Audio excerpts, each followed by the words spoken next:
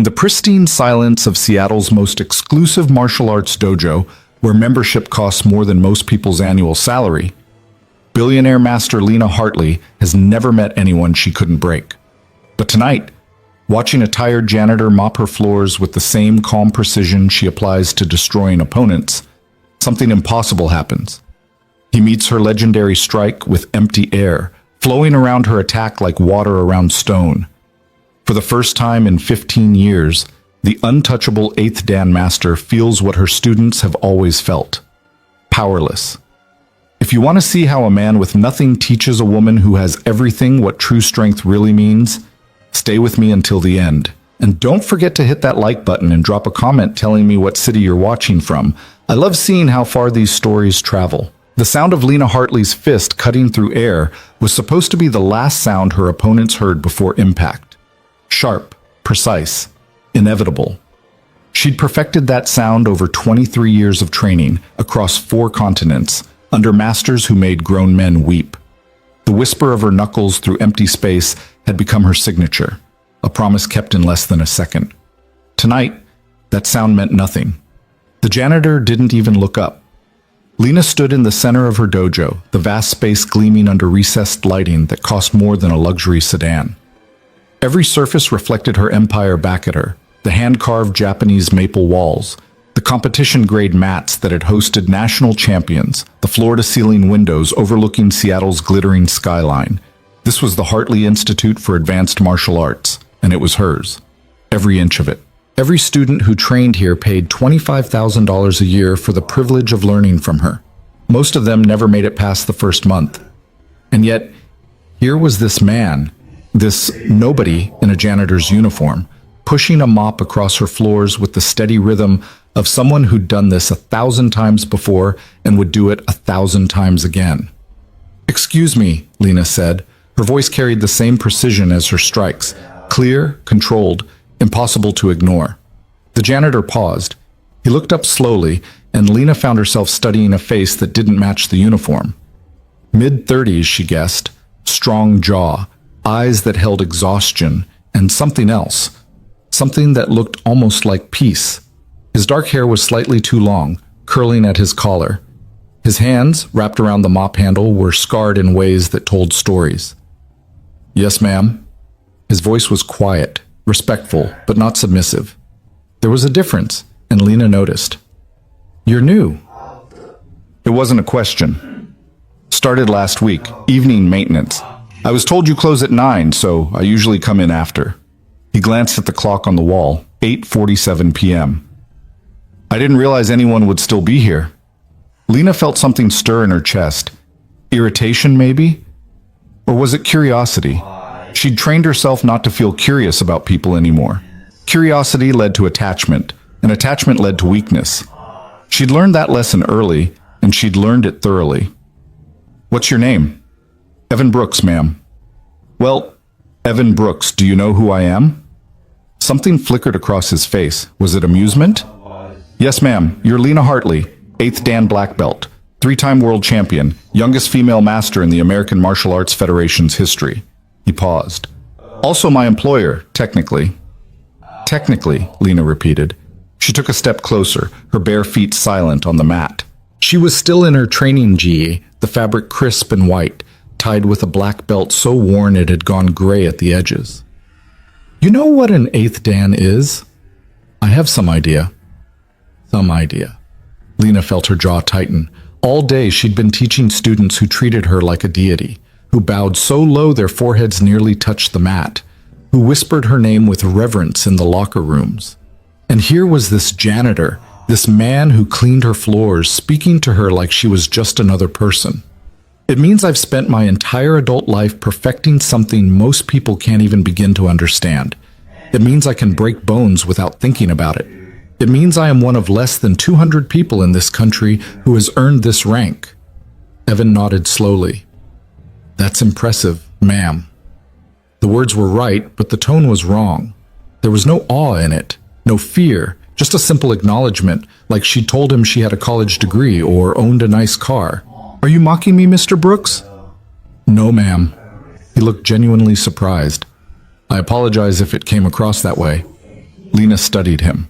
She'd made a career out of reading people, of seeing the microsecond tells that revealed intention before action.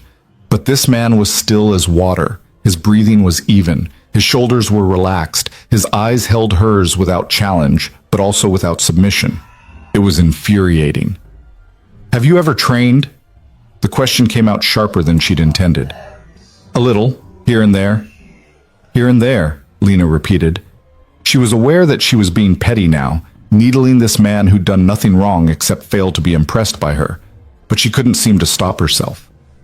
All evening, she'd been working through forms, trying to perfect a technique that should have been perfect a decade ago. She was tired, frustrated, and this man's calm was like sandpaper against her nerves. What style? She asked. Nothing formal, just things I picked up. Things you picked up? Lena felt a smile that wasn't really a smile touch her lips. Would you like to pick up something else? Evan's eyes narrowed slightly. Ma'am? Spar with me. The words hung in the air between them. Lena watched his face, waiting for the fear, the nervous laughter, the stammered excuse. Instead, Evan just looked at her with that same impossible calm. I don't think that's a good idea, he said quietly. Afraid you'll get hurt? No, ma'am. He set the mop carefully against the wall. Afraid I'll lose my job. I own this place, Mr. Brooks. I decide who gets fired, and right now I'm telling you I want to see what you can do with those things you picked up here and there. She gestured to the center mat. Unless you'd like to decline a direct request from your employer? It was manipulation, and they both knew it. Lena felt a flicker of shame, but she pushed it away. She wanted this, needed this. Some release for the pressure that had been building in her chest all day, all week, maybe for years. Evan looked at her for a long moment. Then he glanced toward the corner of the dojo where she now noticed a backpack sat against the wall. How had she missed that before? Caleb, he said softly. Come here, buddy. Lena's head snapped toward the corner. A child emerged from behind a support pillar. A boy, maybe 7 or 8 years old, with his father's dark hair and serious eyes. He'd been sitting there the entire time, and she hadn't seen him, hadn't heard him. The realization sent a small shock through her system. She prided herself on situational awareness. The boy walked over to his father with a sketchbook clutched against his chest. He looked at Lena without fear, but also without the usual curiosity children showed around strangers. This is my son, Caleb, Evan said, placing a hand on the boy's shoulder. He comes with me when I work nights. Caleb, this is Ms. Hartley. Hi, the boy said simply. Lena nodded at him, then turned back to Evan. So? Evan looked down at his son. Go sit on the bench over there, okay? And keep drawing. I'll just be a few minutes. Caleb nodded and walked to the bench that ran along the far wall. He climbed up, settled his sketchbook on his lap, and went back to whatever he'd been working on, apparently unconcerned that his father was about to spar with a woman who could hospitalize most trained fighters. Evan turned back to Lena. He was still in his maintenance uniform, dark blue work pants and a matching shirt with Brooks embroidered on the chest. He kicked off his work boots, revealing white socks that had seen better days. Any rules? He asked. Lena felt her heartbeat quicken. This was what she wanted. This moment of clarity before engagement, when everything else fell away and there was only the mat and the opponent. Light contact, no strikes to the face or groin. First person to achieve a dominant position or force a tap out wins. All right. They moved to the center of the mat. Lena fell into her ready stance automatically. Left foot forward, weight evenly distributed, hands up but relaxed, breathing controlled. 23 years of muscle memory made her body into a weapon without conscious thought. Evan just stood there, not slouching, but not in any recognizable fighting stance either. His hands were at his sides. His feet were shoulder-width apart. He looked like he was waiting for a bus. You need to, Lena started to say, then stopped herself. Fine. If he wanted to get taken down immediately, that was his problem. She moved. The technique was a feint high followed by a sweep low, a basic combination she'd used to take down opponents twice her size. Her lead hand flashed toward his face, drawing his attention up, while her back leg swept toward his ankle with enough force to send him hard to the mat. Her hand cut through empty air, Her legs swept through space where his ankle had been a microsecond earlier, and Evan was standing 3 feet to her left, still in that same non-stance, looking at her with what might have been concern. "Are you okay, ma'am?" Lena felt heat rush to her face. She'd missed. That was impossible. She never missed. Not on basic techniques. Not on techniques she could execute in her sleep. "Again," she said, her voice tight. This time, she didn't faint. She went straight in with a clean combination. Jab, cross, roundhouse kick to the midsection. Fast, precise, textbook perfect. Evan moved like smoke. He wasn't fast, exactly. Fast implied effort, acceleration, force. He just wasn't there when her strikes arrived. Her jab found air. Her cross whistled past his shoulder. Her kick swept through the space where his ribs should have been, and she had to catch herself from overextending. She spun back to face him, breathing harder now. He was still in that same relaxed posture, watching her with those calm eyes. "You're holding back," she said. "Yes, ma'am." "Don't." "Ma'am, I don't think so. I said don't hold back." The words came out louder than she'd intended, echoing in the empty dojo. From his bench, Caleb looked up from his drawing, but didn't seem alarmed. Evan's expression didn't change, but something shifted in his posture. Not a fighting stance. Still, nothing she recognized. But there was a quality of attention now, like the surface of a still pond right before a stone breaks through. Lena attacked with everything she had. For the next 90 seconds, she threw every technique in her arsenal at him. Strikes, kicks, takedowns, grappling attempts, combinations that had won her championships. She moved with the speed and precision that had made her legendary, that had earned her a rank only a handful of people in the country could claim. And Evan Brooks, janitor, moved around her like water flowing around stones. He never blocked. Blocking meant force meeting force, impact, resistance. Instead, he simply wasn't where her techniques landed. When she tried to grab him, his sleeve slipped through her fingers like silk. When she aimed a kick at his knee, he'd already shifted his weight, turning the target into empty space. When she shot for a takedown, he melted backward and she found herself grasping air, and he never attacked back. Finally, gasping for breath, Lena stopped. Sweat ran down her face despite the dojo's perfect climate control. Her GI clung to her shoulders.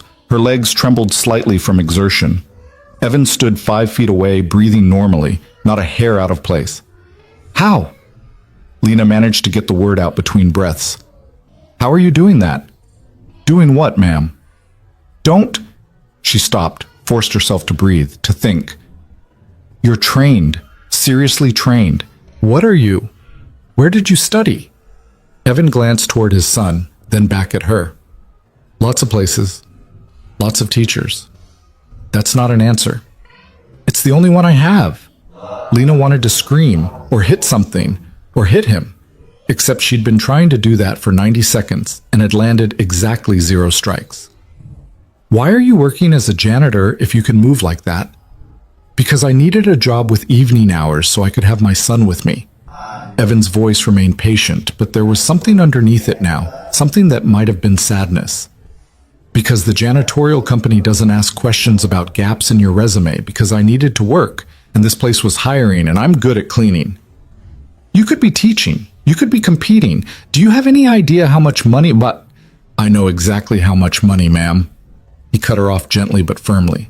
"I've been there. Done that. It wasn't for me." "That's insane." "Maybe." He walked past her to retrieve his mop. "Is there anything else you need?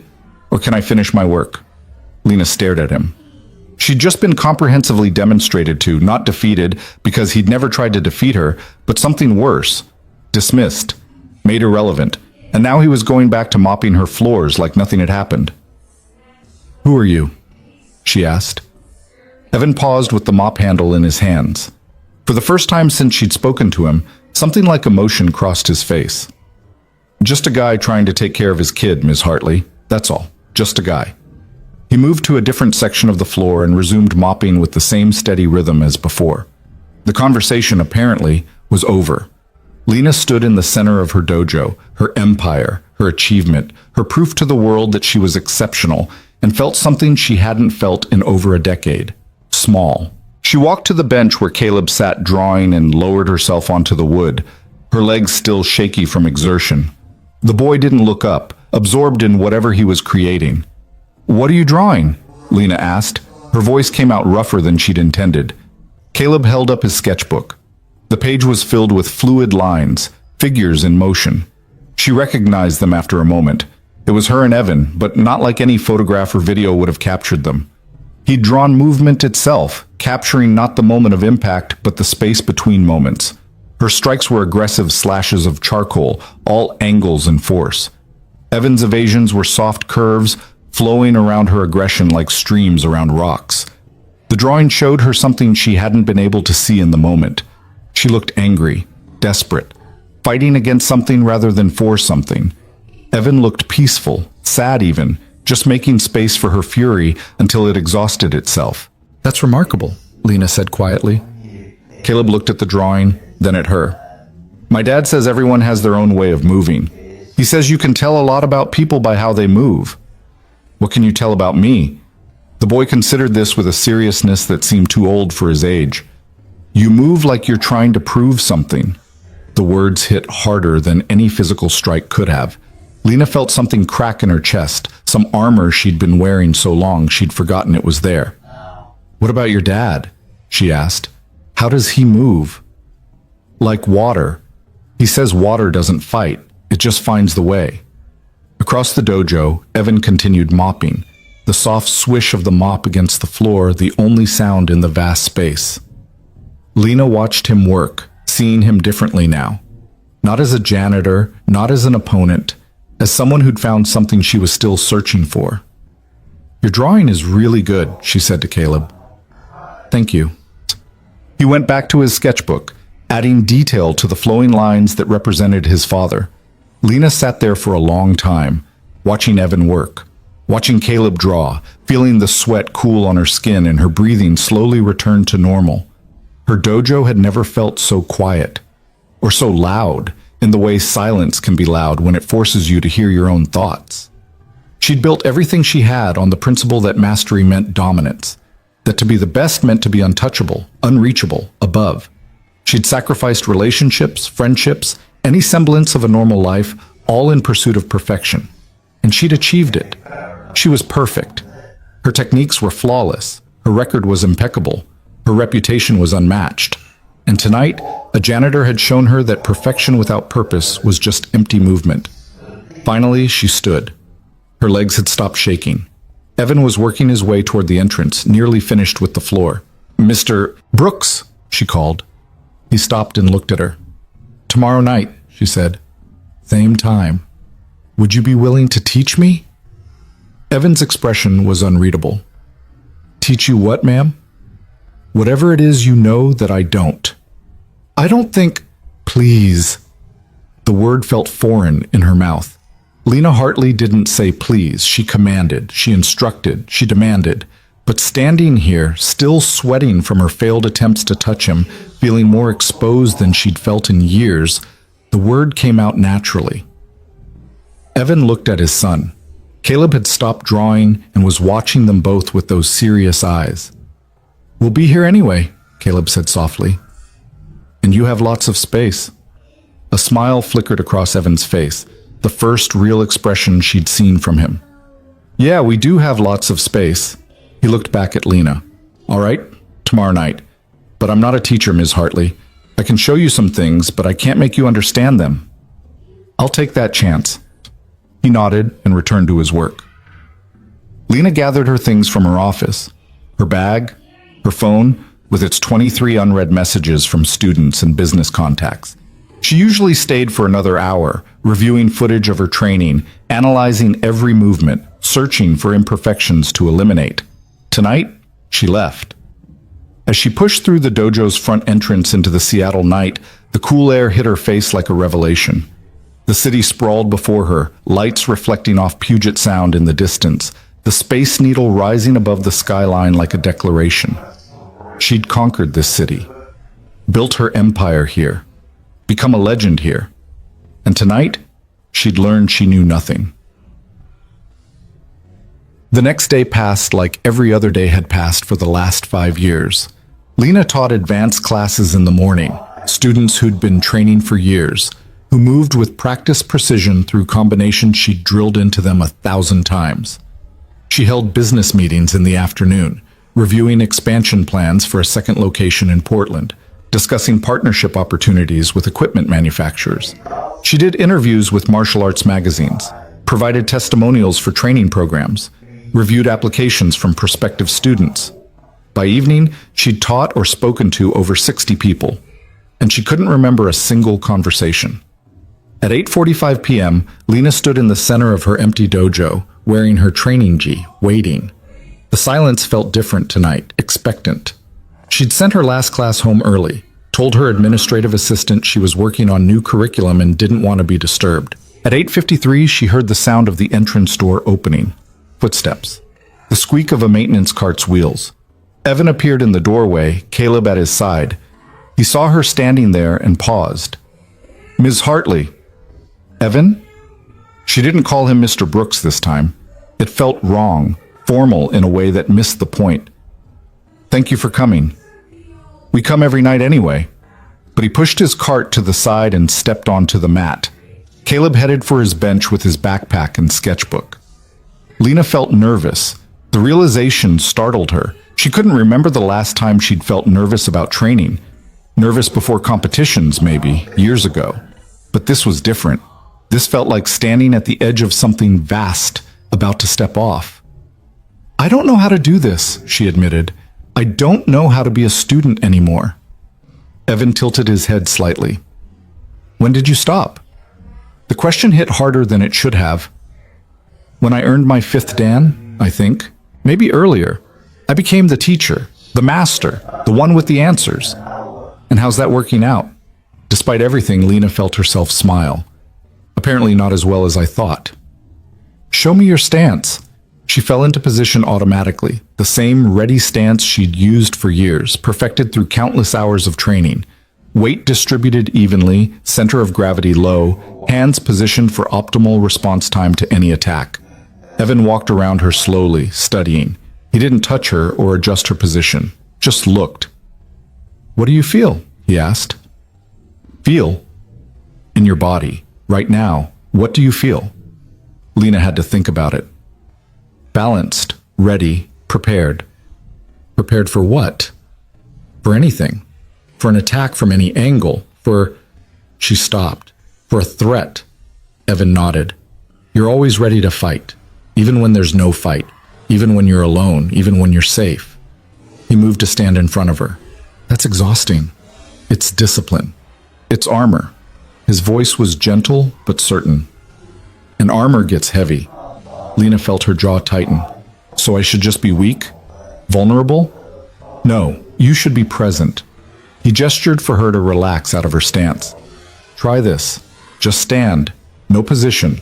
No preparation. Just stand and feel your body." It felt wrong, undisciplined, sloppy. But Lena forced herself to let go of her perfect stance and just stand naturally, the way she might stand waiting for an elevator or looking out a window. "Now breathe," Evan said. "Not controlled breathing, not counted breathing. Just breathe normally and pay attention to it." She breathed, in, out. Her mind immediately started analyzing her diaphragm engagement, her oxygen intake, her respiratory efficiency. "Stop thinking," Evan said quietly. "Just feel." "I don't know how." "Yes, you do. You knew how when you were a child. Everyone knows how. You've just forgotten." Lena tried. She really tried. But her mind kept racing, kept analyzing, kept trying to turn even this simple act into something she could perfect and control. "This is harder than any technique you ever taught me," she said finally, "because you're trying to do it. You can't do being present. You can only be present." "That doesn't make sense." "I know." Evan smiled slightly. "It won't make sense for a while. That's okay." From his bench, Caleb spoke up. "You're fighting with yourself, Ms. Hartley." Both adults turned to look at him. He was still drawing, not looking up from his sketchbook. "What do you mean?" Lena asked.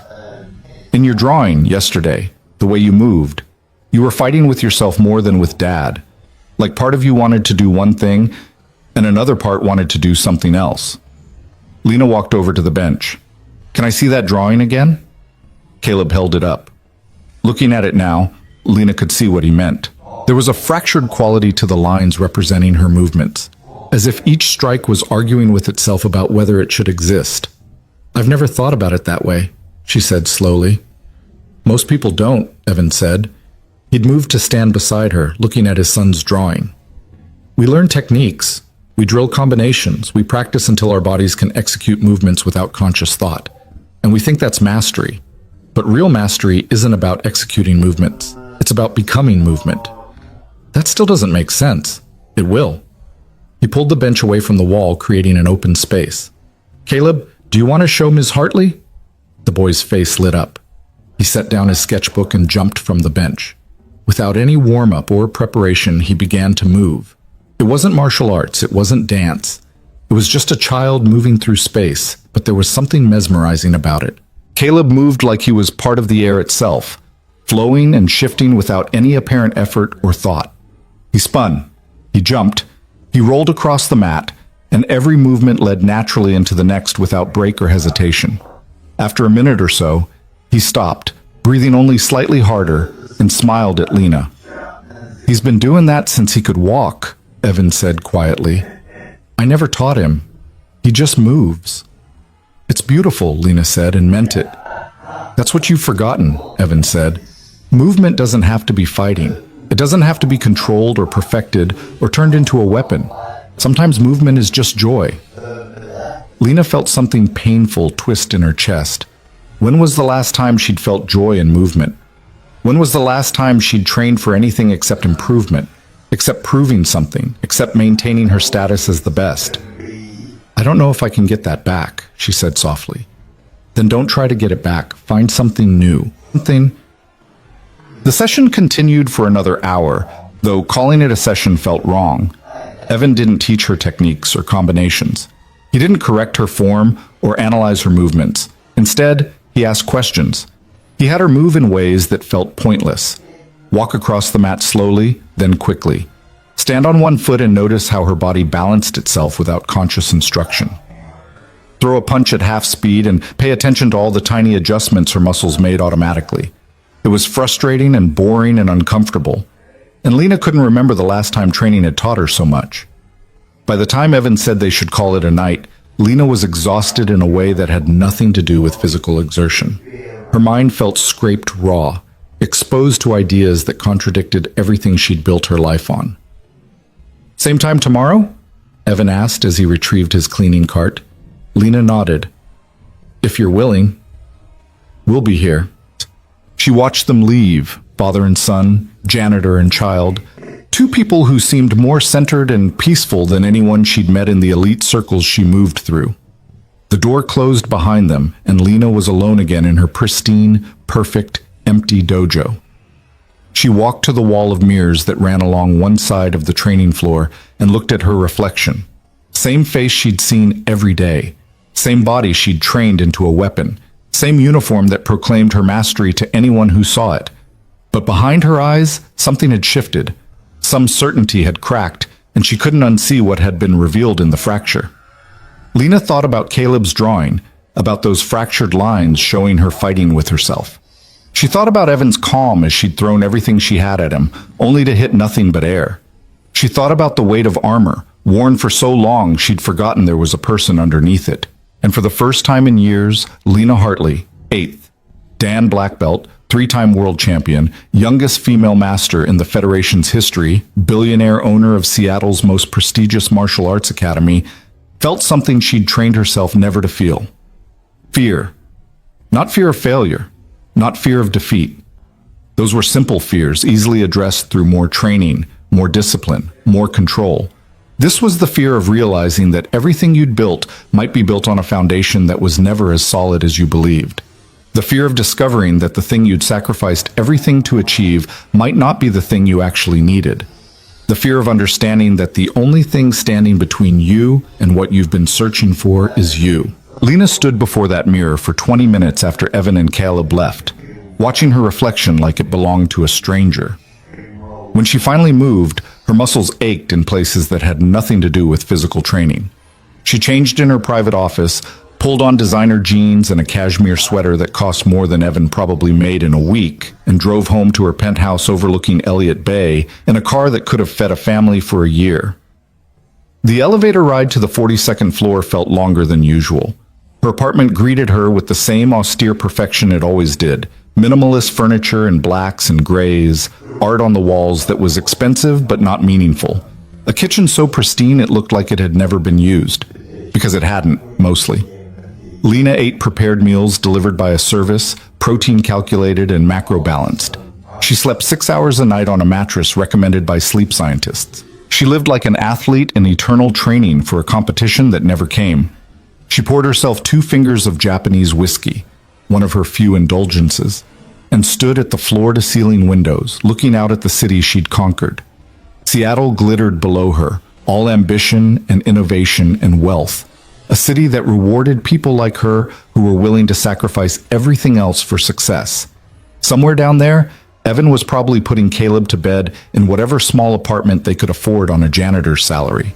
Reading him a story maybe, tucking him in, doing all the simple, ordinary things that Lena had never done and would never do. She thought about Caleb's drawing again. Those fractured lines, fighting with herself. The whiskey burned going down, but it didn't warm her. The next 3 weeks passed in a rhythm that felt both strange and increasingly necessary.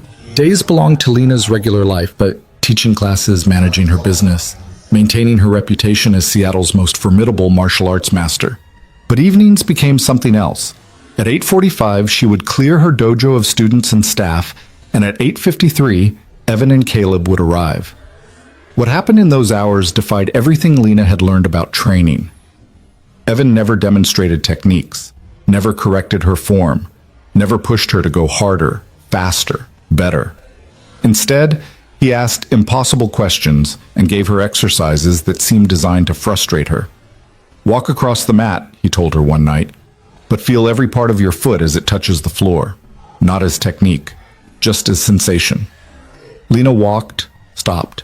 This is ridiculous. I'm not learning anything. You're learning that you've forgotten how to feel, Evan said calmly. He was sitting on the bench next to Caleb, who was drawing as usual. Your body has become a machine you operate. You've forgotten it's also a thing you live in. That's the same thing. It's not. Another night, he had her stand on one leg with her eyes closed. Not as a balance exercise, just standing, feeling. What's the point of this? Lena demanded after 5 minutes of wobbling. What do you feel? Evan asked instead of answering. Frustrated, stupid, like I'm wasting time. Underneath that, in your body, what do you feel? Lena forced herself to pay attention to actual physical sensation instead of her emotional reaction. My ankle is making constant tiny adjustments. My hip is engaging muscles I don't usually notice. My arms are doing something, I'm not sure what, to help me balance. Right. Your body knows how to balance itself. It's been doing it since you learned to walk, but you don't trust it. You try to control it. Control is discipline. Control is fear. The words hit like a slap. Lena opened her eyes and nearly fell over as her balance shifted. She caught herself, both feet on the ground now, staring at Evan. What did you say? You heard me. His voice was gentle but unwavering. Everything you do comes from fear. Fear of being weak. Fear of being ordinary. Fear of not being perfect. That's not... Lena stopped. Her jaw was tight. Her hands were clenched. Her whole body had gone rigid in defensive response. You don't know me. I know what I see. And I see someone who spent so long building armor that she's forgotten what she's protecting. Lena wanted to throw him out. Wanted to tell him he was fired, that she didn't need this, that she was fine exactly as she was. But the words wouldn't come. Because standing there in her empty dojo, facing this janitor who moved like water and spoke like he could see through her skin, Lena couldn't lie. I don't know how to be any other way, she said finally. Her voice came out smaller than she'd intended. Then let's find out together. From the bench, Caleb spoke without looking up from his drawing.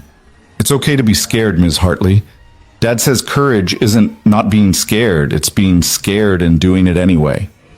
Lena looked at the boy, this 8-year-old who seemed to understand things that most adults never figured out. "What are you drawing tonight?" Caleb held up his sketchbook.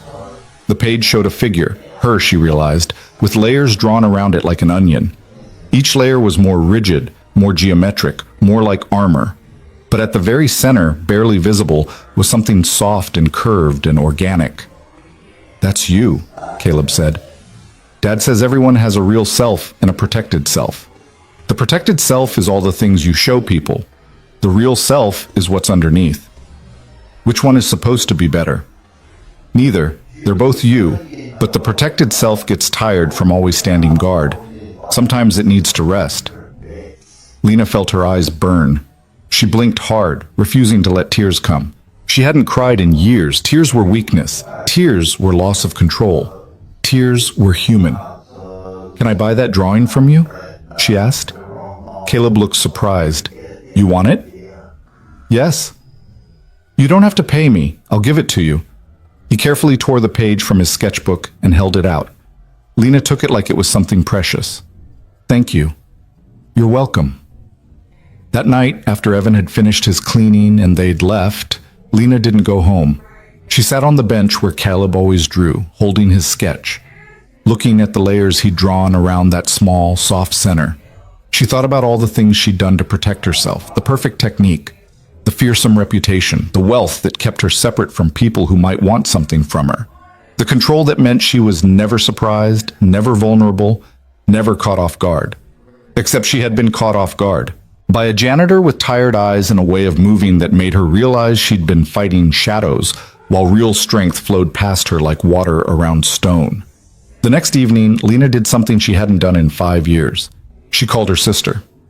"Lena?" Sarah's voice came through with shock and what might have been pleasure. "Is everything okay?" "Yes. I think so. I don't know." Lena paced her office, phone pressed to her ear. "Can I ask you something?" "Of course." "When was the last time you saw me happy?" Silence on the other end. Then, carefully, "What's going on?" "Just answer the question." Sarah took a breath. "Honestly, I can't remember. Not recently. Maybe when you won your 3rd world championship? But even then, you seemed more relieved than happy, like you'd passed a test instead of achieved something you wanted. Why didn't you say anything?" "I did. Multiple times. You told me I didn't understand what it took to be exceptional. That happiness was for people with ordinary ambitions." Lena closed her eyes. She had said that. She remembered saying it, remembered believing it. "I was wrong." "Lena, what's happening?" "I met someone who's making me question everything." "Oh my God, you're dating someone?" "What? No, it's not like that. He's just..." Lena struggled to find words. "He's teaching me things I didn't know I needed to learn." "That sounds like dating." "Sarah, I'm serious." "So am I." Her sister's voice softened. "You sound different. More, I don't know. More like you used to sound before you decided to become invincible." "I'm not invincible. I know that.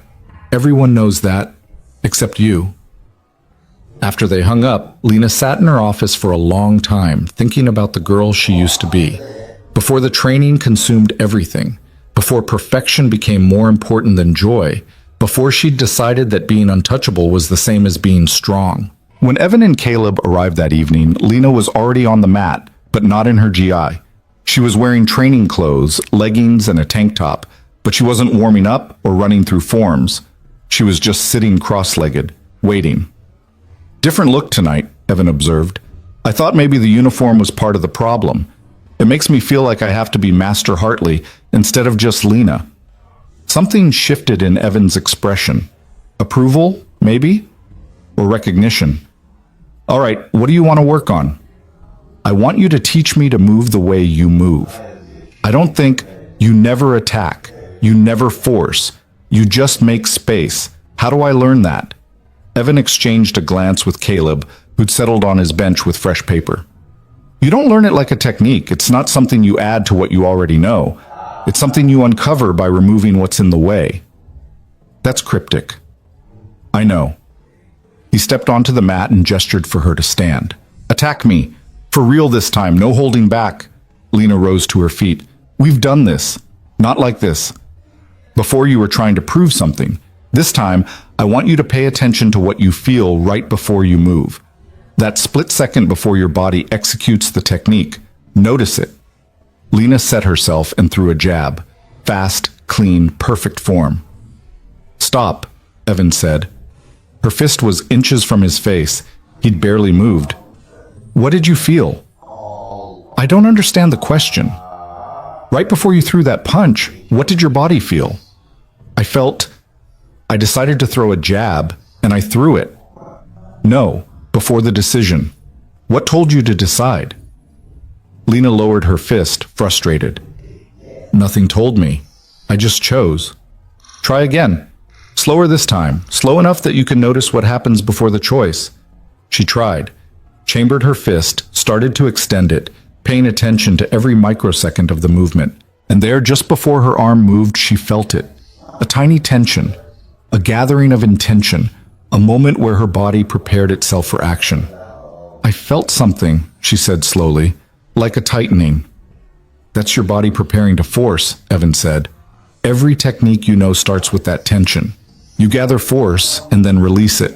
It's fast, it's effective, but it's effortful. And anyone who's trained can feel it coming. So how do you move without it? You don't move without intention. You just don't gather force first.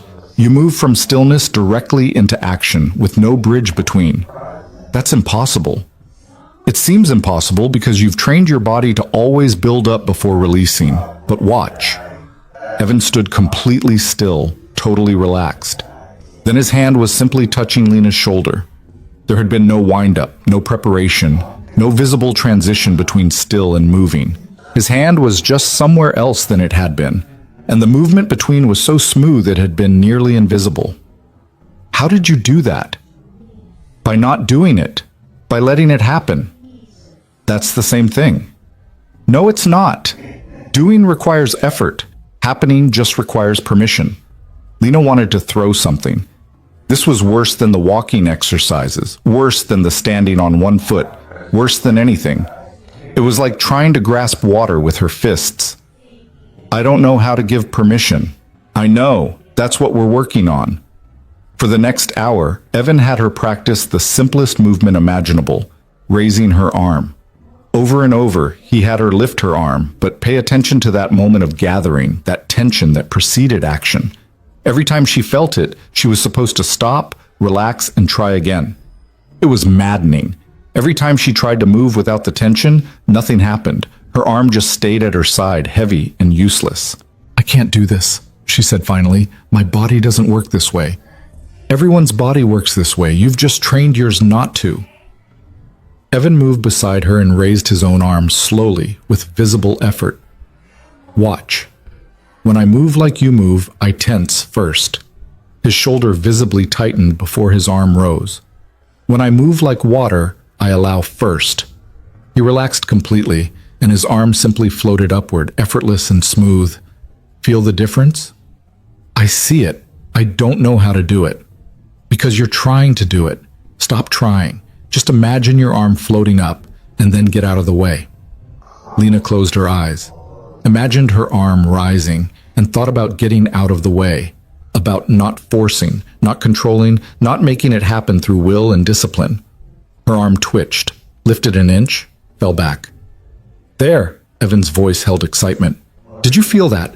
That tiny moment where it moved without effort? It barely moved at all. But it moved. That's the beginning. That's what you build from. Caleb spoke up from his bench. It's like when you're falling asleep. You can't make yourself fall asleep. You have to let yourself fall asleep. Exactly, Evan said. Every night you practice letting go of control. You just don't realize you're practicing it. Lena opened her eyes and looked at her arm like it belonged to someone else. She'd spent 23 years training this body to respond to her commands instantly and perfectly. And now she was trying to teach it to move without her commanding it at all. It felt backwards. Impossible. But that tiny twitch, that inch of movement that had happened without effort, she'd felt it. For a microsecond, her arm had moved the way Evan moved, flowing instead of forcing. Again, she said. They worked until Evan needed to start his cleaning rounds. By the end of the session, Lena could sometimes raise her arm halfway with that quality of effortless movement. Sometimes. Maybe one time in 10. The other 9 times, she fell back into her old patterns. Gather, tense, force, execute. This is going to take forever, she said, exhausted and frustrated. Probably, Evan agreed. Undoing 20 years of training usually does. Why did you stop? The question came out before Lena could stop it. You said you'd been there, done that. You clearly trained at a very high level. Why did you walk away? Evan was quiet for a long moment. Caleb had stopped drawing and was watching his father with those serious eyes. I didn't walk away, Evan said finally. I fell, and I couldn't get back up, not as the person I'd been. What happened? Life happened, the kind that breaks you down to nothing so you can figure out if there's anything real underneath all the things you thought you were. He glanced at Caleb, and something soft moved across his face. Turns out there was. Just took me a while to find it. But you could come back. You could teach, compete, do all the things you walked away from. You're better than anyone I've ever seen. Better at what? Evan asked. Better at winning? Better at being feared? Better at standing alone at the top of a mountain looking down at everyone else? He shook his head. I spent years chasing that. It didn't make me happy. It didn't make me whole. It just made me lonely. Lena felt those words land in her chest like stones. So you chose mopping floors instead? I chose being present for my son. I chose work that ends when the shift ends so I can go home and actually live a life. I chose not having to prove anything to anyone. He picked up his cleaning cart. Is it prestigious? No. Does it pay well? No. But I sleep better than I ever did when I was training 16 hours a day and measuring my worth by who I could beat. I don't know if I can do that, Lena said quietly. Give it all up. I'm not asking you to give anything up. I'm just trying to show you that there might be more to having than what you're holding on to right now. After they left, Lena walked to the windows overlooking the city. Her empire. Her achievement, her proof of worth. From up here, Seattle looked beautiful and distant, a collection of lights with no real substance. She thought about Evan going home to his apartment, reading to Caleb, tucking him in. Simple things, ordinary things, things that would never make headlines or win championships or build reputations, things that might actually matter. The next 2 weeks brought a shift that Lena felt but couldn't fully name. Her daytime classes continued as always. She was still Master Hartley, still flawless in her technique, still capable of dismantling any student who challenged her. But something had changed in how she taught. She found herself asking questions instead of just correcting mistakes, watching students struggle and letting them find their own way instead of immediately showing them the perfect form. One of her advanced students, a 26-year-old tech executive named Michael, who'd been training for 4 years, noticed. Master Hartley, you're different lately, he said after class one afternoon. More, I don't know, patient? Is that a problem? No, it's just different. Usually you show us the right way and we drill it until we can execute. Lately you've been asking us questions about how things feel instead of whether they're correct. Lena considered this. Do you prefer the old way? Michael thought about it. Honestly, I don't know. The old way was clearer, simpler. You told us what to do and we did it. This new way is harder because I have to figure things out for myself. But, he paused. I think I'm learning more. Not more techniques. Something else. What? How to pay attention to what my body is actually doing instead of just executing movements I've memorized. He looked uncomfortable, like he was admitting something shameful. I've been training for 4 years and I just realized I don't actually feel most of what I do. I just perform it. Yeah, Lena said softly. I know the feeling. That evening, she shared the conversation with Evan while he mopped and Caleb drew. Your student is becoming conscious, Evan said. That's always uncomfortable. Conscious of what? Of the fact that there's a difference between doing and being. Most people train their whole lives and never realize they're operating their bodies like machines instead of living in them. Lena sat on Caleb's bench watching Evan work. She'd stopped training during these evening hours, Instead, she just talked with him while he cleaned, asking questions, listening to his answers, slowly piecing together an understanding that kept slipping away whenever she tried to grasp it too firmly. "Can I ask you something personal?" she said. "Sure." "Caleb's mother. Where is she?" Evan's mop paused mid-stroke. Caleb's pencil kept moving, but Lena saw the boy's shoulders tense slightly. "She's gone," Evan said after a moment. "Died when Caleb was 3. Car accident." "I'm sorry." "Me too." He resumed mopping. "Emily was the one who first taught me about flowing instead of forcing. She was a dancer. Used to get so frustrated with me because I approached everything like a fight to be won. She'd tell me, "Evan, not everything is a battle. Sometimes you can just move with things instead of against them." His voice carried old pain, worn smooth by years but still there. "Took me a long time to understand what she meant." "Is that why you stopped competing?" "Partly. After she died, I had Caleb to take care of. Couldn't train 16 hours a day anymore. Couldn't travel for tournaments. And honestly, I didn't want to. Losing her showed me how fragile everything is. How quickly what you think is solid can just disappear." He glanced at his son. "So I focused on what actually mattered, making sure he grew up with at least one parent who was actually present." Caleb spoke without looking up. "Dad cries sometimes, at night when he thinks I'm asleep." Evan stopped moving. His face showed surprise and something that might have been embarrassment. "It's okay," Caleb continued, still drawing. "Ms. Chen at school says crying means you love something enough to miss it. She says people who don't cry have forgotten how to love." "Ms. Chen sounds like a wise woman," Lena said. Her throat felt tight. "She's nice. She lets me draw during quiet time." Lena watched father and son, these two people who'd been broken by loss and somehow found a way to keep living that was more whole than anything she'd achieved with all her perfection and control. They had so little, a janitor's salary, a small apartment, no prestige or power or protection from the world's hardness. And yet they had something she'd been searching for without knowing she was searching. "I envy you," she said quietly. Evan looked at her with surprise. "Why would you envy me?" "Because you know what matters. I'm 42 years old and I'm just now realizing I've spent my entire adult life chasing things that don't actually mean anything. That's not true. Your skill means something. Your dojo means something. Everything you've built means something." "Does it? Or is it just elaborate armor, like Caleb drew? A way to keep people at a distance while looking impressive?" Evan set his mop aside and came to sit on the bench beside her. Caleb kept drawing between them, a small presence holding space for the adult conversation happening around him.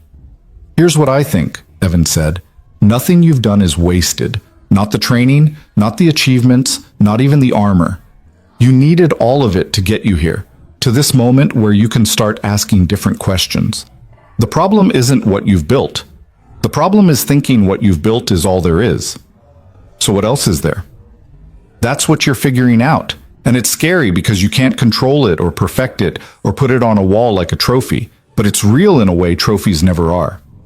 Lena looked at him. This man who'd lost everything and rebuilt himself into someone who cleaned floors and raised his son and moved like water through a world that kept trying to make him stone. "How did you get so wise?" "I'm not wise. I'm just tired of being hard." The words settled into Lena like truth she'd always known but never admitted. She was tired too. Tired of being untouchable, tired of being perfect, tired of standing alone at the top of her mountain. "Will you show me something?" she asked. "What?" "How you move with Caleb, not teaching, not training, just how you are together." Evan glanced at his son. "What do you think, buddy? Want to show Miss Hartley how we play?" Caleb's face lit up. He abandoned his drawing and jumped from the bench. "Can we do the water game?" "Sure." Lena watched as father and son moved to the center of the mat. They didn't bow or assume positions. They just started moving, slow and flowing, like a dance with no choreography. Evan would extend his hand and Caleb would flow around it. Caleb would kick softly, and Evan would let the movement push him into a turn. They were playing, Lena realized. They were using martial arts movements, but not as techniques, as a way to be together, to communicate without words, to exist in shared space. It was the most beautiful thing she'd ever seen. After a few minutes, they stopped, both smiling, and returned to the bench. That was the water game? Lena asked. We pretend we're water, Caleb explained. Water always finds a way around things. It doesn't fight. It just keeps flowing until it gets where it's going. Can I try? Both Evan and Caleb looked surprised. With us? Caleb asked. If you'll let me. The boy looked at his father, who nodded. They all moved to the mat, and Caleb explained the rules. There weren't any, really, except that you had to move like water and never force anything. Lena tried. She really tried, but every time Evan or Caleb moved toward her, her body wanted to block, to counter, to respond with technique. She felt clumsy and awkward, constantly catching herself about to execute some perfect combination instead of just flowing. You're thinking too much, Caleb said after a minute. Just feel where we are and go where we're not. I don't know how. Yes, you do. You just forgot.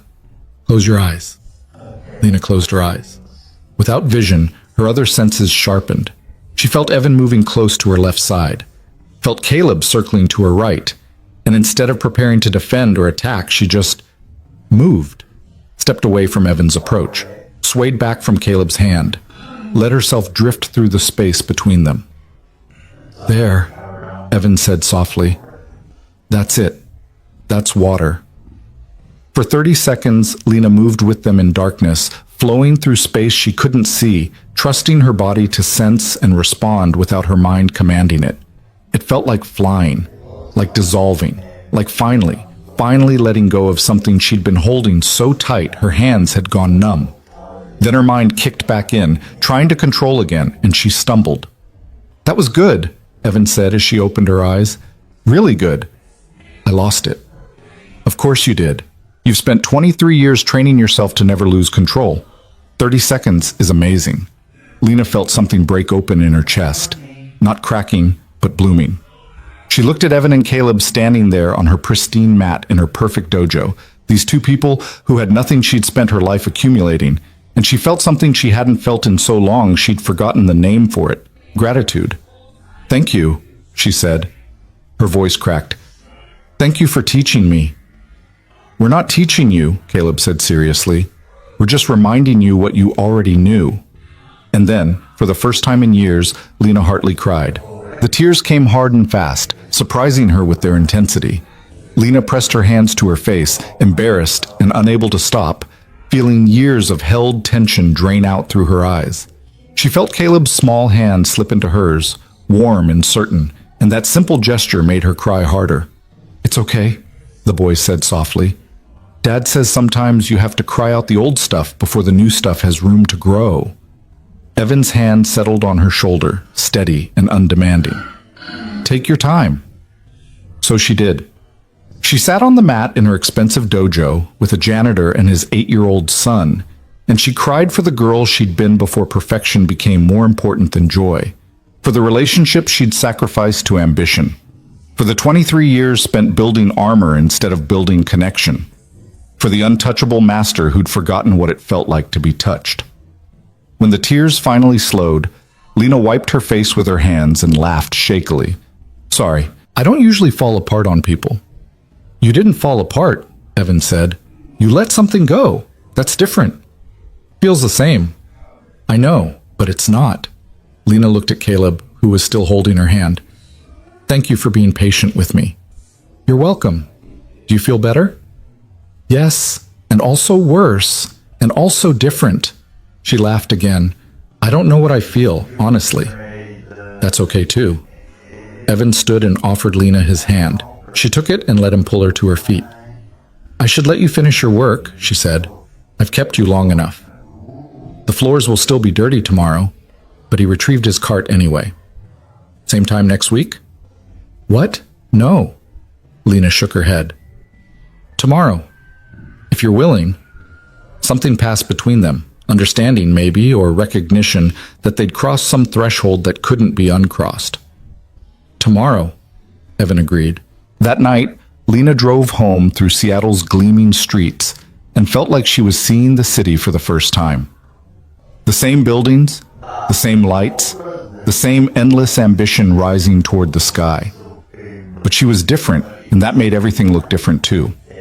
She stood at her penthouse windows for a long time, not drinking whiskey, just standing, feeling the weight of her body on her feet, feeling her breath move in and out, practicing the thing Evan had been trying to teach her, being present without trying to control the present. It lasted maybe 2 minutes before her mind started spinning again, planning and analyzing and trying to make sense of what was happening to her. But 2 minutes was longer than 0 minutes. That had to count for something. The next evening, Lena was on the mat early, stretching in ways that felt different now. Not warming up for combat, just moving because movement felt good. When Evan and Caleb arrived, she was lying on her back doing slow leg raises, paying attention to how her abs engaged and released with each repetition. Starting without us? Evan set his cart by the door. Just playing around. Lena sat up. Can I ask you something? Anything. That celebrity you mentioned the first night, the one who tried to humiliate you, that really happened? Evan's expression closed slightly. Caleb had already headed for his bench, but he paused, looking back at his father. That wasn't tonight's story, Evan said carefully. I know. I'm sorry. I shouldn't pry. It's not prying. It's just... He glanced at Caleb. It's complicated. Dad, Caleb said quietly, you always tell me that talking about hard things makes them less hard. Evan smiled despite himself, using my own wisdom against me. That's fair. He walked to the mat and sat cross-legged. Lena joined him, and Caleb came over too, settling between them like he belonged there. His name was Marcus Chen, Evan began. He was the rising star of American martial arts 5 years ago. Young, charismatic, undefeated in competition. Social media famous. The kind of guy who made training look cool instead of difficult. He picked at the mat with his fingers. We trained at the same school for a while, back when I was still competing. He didn't like me much. Why not? Because I beat him. Once. In a sparring match that didn't matter, that nobody except the people in the room ever saw. But it mattered to him. I was older, less flashy, not interested in the celebrity side of things. And I made him look ordinary. Evan's voice carried old weariness. He never forgot it. What happened? Lena asked, though part of her already knew. She'd met enough Marcus Chens in her career, brilliant fighters whose ego mattered more than the art itself. About a year after Emily died, I was working at a gym. Not teaching, just maintaining equipment, keeping things clean. Marcus came in for a seminar. He recognized me, and he couldn't resist making a show of how far I'd fallen. Caleb spoke up. He said Dad was washed up. Said anyone who'd ever been any good wouldn't be cleaning other people's sweat. Caleb, you weren't supposed to... I was there, Dad. I heard everything. Evan closed his eyes briefly. Yeah, you were there. I'm sorry you were there. What did you do? Lena asked. Nothing, at first. I needed the job. Couldn't afford to lose it because some guy with an ego wanted to relive old grudges. But Marcus wouldn't let it go. He kept pushing. Finally challenged me in front of everyone at the seminar. Said if I had any pride left, I'd step on the mat. And you did. I did. Not because of pride. Because I saw his students watching him humiliate me, and I saw them learning that it was okay to treat people that way. To kick someone when they're down. To value reputation over character. Evan looked at his hands. Emily used to say that how you treat people who can't do anything for you shows who you really are. Marcus was showing everyone exactly who he was, and I realized I had a choice. Let his students learn that bullying works, or show them something different. What happened when you stepped on the mat? Lena knew she was pushing, but she needed to hear this, needed to understand what was coming. I didn't fight him. That's what he wanted. Some dramatic battle he could win and use to prove he was better. Instead, I just moved, let him attack and float around everything he threw at me. Made him look like he was fighting shadows. After about 3 minutes, he was exhausted and frustrated, and I'd barely broken a sweat. Did you hit him? Once. He came in too aggressive, overextended, and I tapped him on the forehead with 2 fingers. Didn't hurt him, just showed him I could have, if I'd wanted to. Then I stepped off the mat and went back to wiping down equipment. Lena could picture it perfectly. Evan's calm against Marcus's fury, technique meeting empty air, ego destroying itself against water. How did he react? He left. Didn't finish the seminar. His students stayed, though. Some of them asked me questions after, about how I moved, about why I didn't fight back, about whether winning meant what they'd been taught it meant. Evan's voice softened. A few of them ended up training differently because of that day. I got emails from some of them later, saying thank you. That mattered more than anything else. But you lost your job. Yeah, the gym owner didn't like the drama. Didn't matter that I hadn't started it. I was the maintenance guy and Marcus was the celebrity. Easy choice for him. Evan shrugged. Found another job within a week, then another after that, then eventually ended up here. Lena felt anger rise in her chest. Not at Evan, but for him. At a world that valued flash over substance, reputation over character, celebrity over quiet dignity. Marcus Chen is still competing, still famous. I've seen his videos. He's got millions of followers. I know. That's not fair. No, it's not. But fair is a story we tell ourselves. Life just is what it is. Dad says fairness is when you make things right, not when things are right, Caleb added. He says you can't control what happens, but you can control what you do about it. That's a heavy burden for an 8-year-old to carry, Lena said. I'm almost 9, Caleb corrected. And it's not heavy if it's true. Evan reached over and ruffled his son's hair. When did you get so smart? You taught me, and Mom taught you. So it's like she's still teaching through you teaching me. Something profound moved across Evan's face. Grief and love and pride all tangled together. Yeah, buddy, that's exactly right. They sat in silence for a moment. 3 people bound together by stories and losses and the slow, difficult work of learning to be present instead of perfect. Marcus is coming here, Lena said suddenly. The word surprised even her. Evan's head snapped up. What? Next month. His agent contacted me 3 weeks ago about hosting a celebrity seminar here. I said yes before She gestured vaguely at Evan. Before all this. Before I understood anything. Cancel it. I can't. The contracts are signed. Deposits are paid. My students are excited. Half of them only joined because they heard someone famous might come teach. Then I'll make sure to work different hours that week. No. Lena's voice came out stronger than she'd intended. No.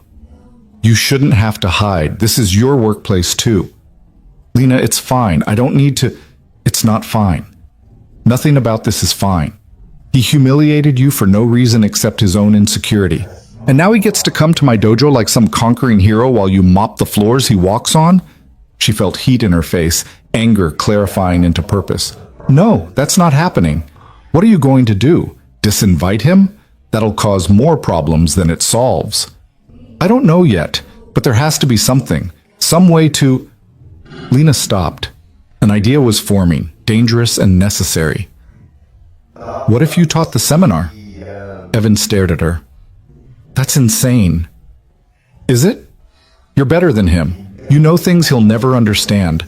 My students would learn more from one session with you than a whole day with Marcus Chen.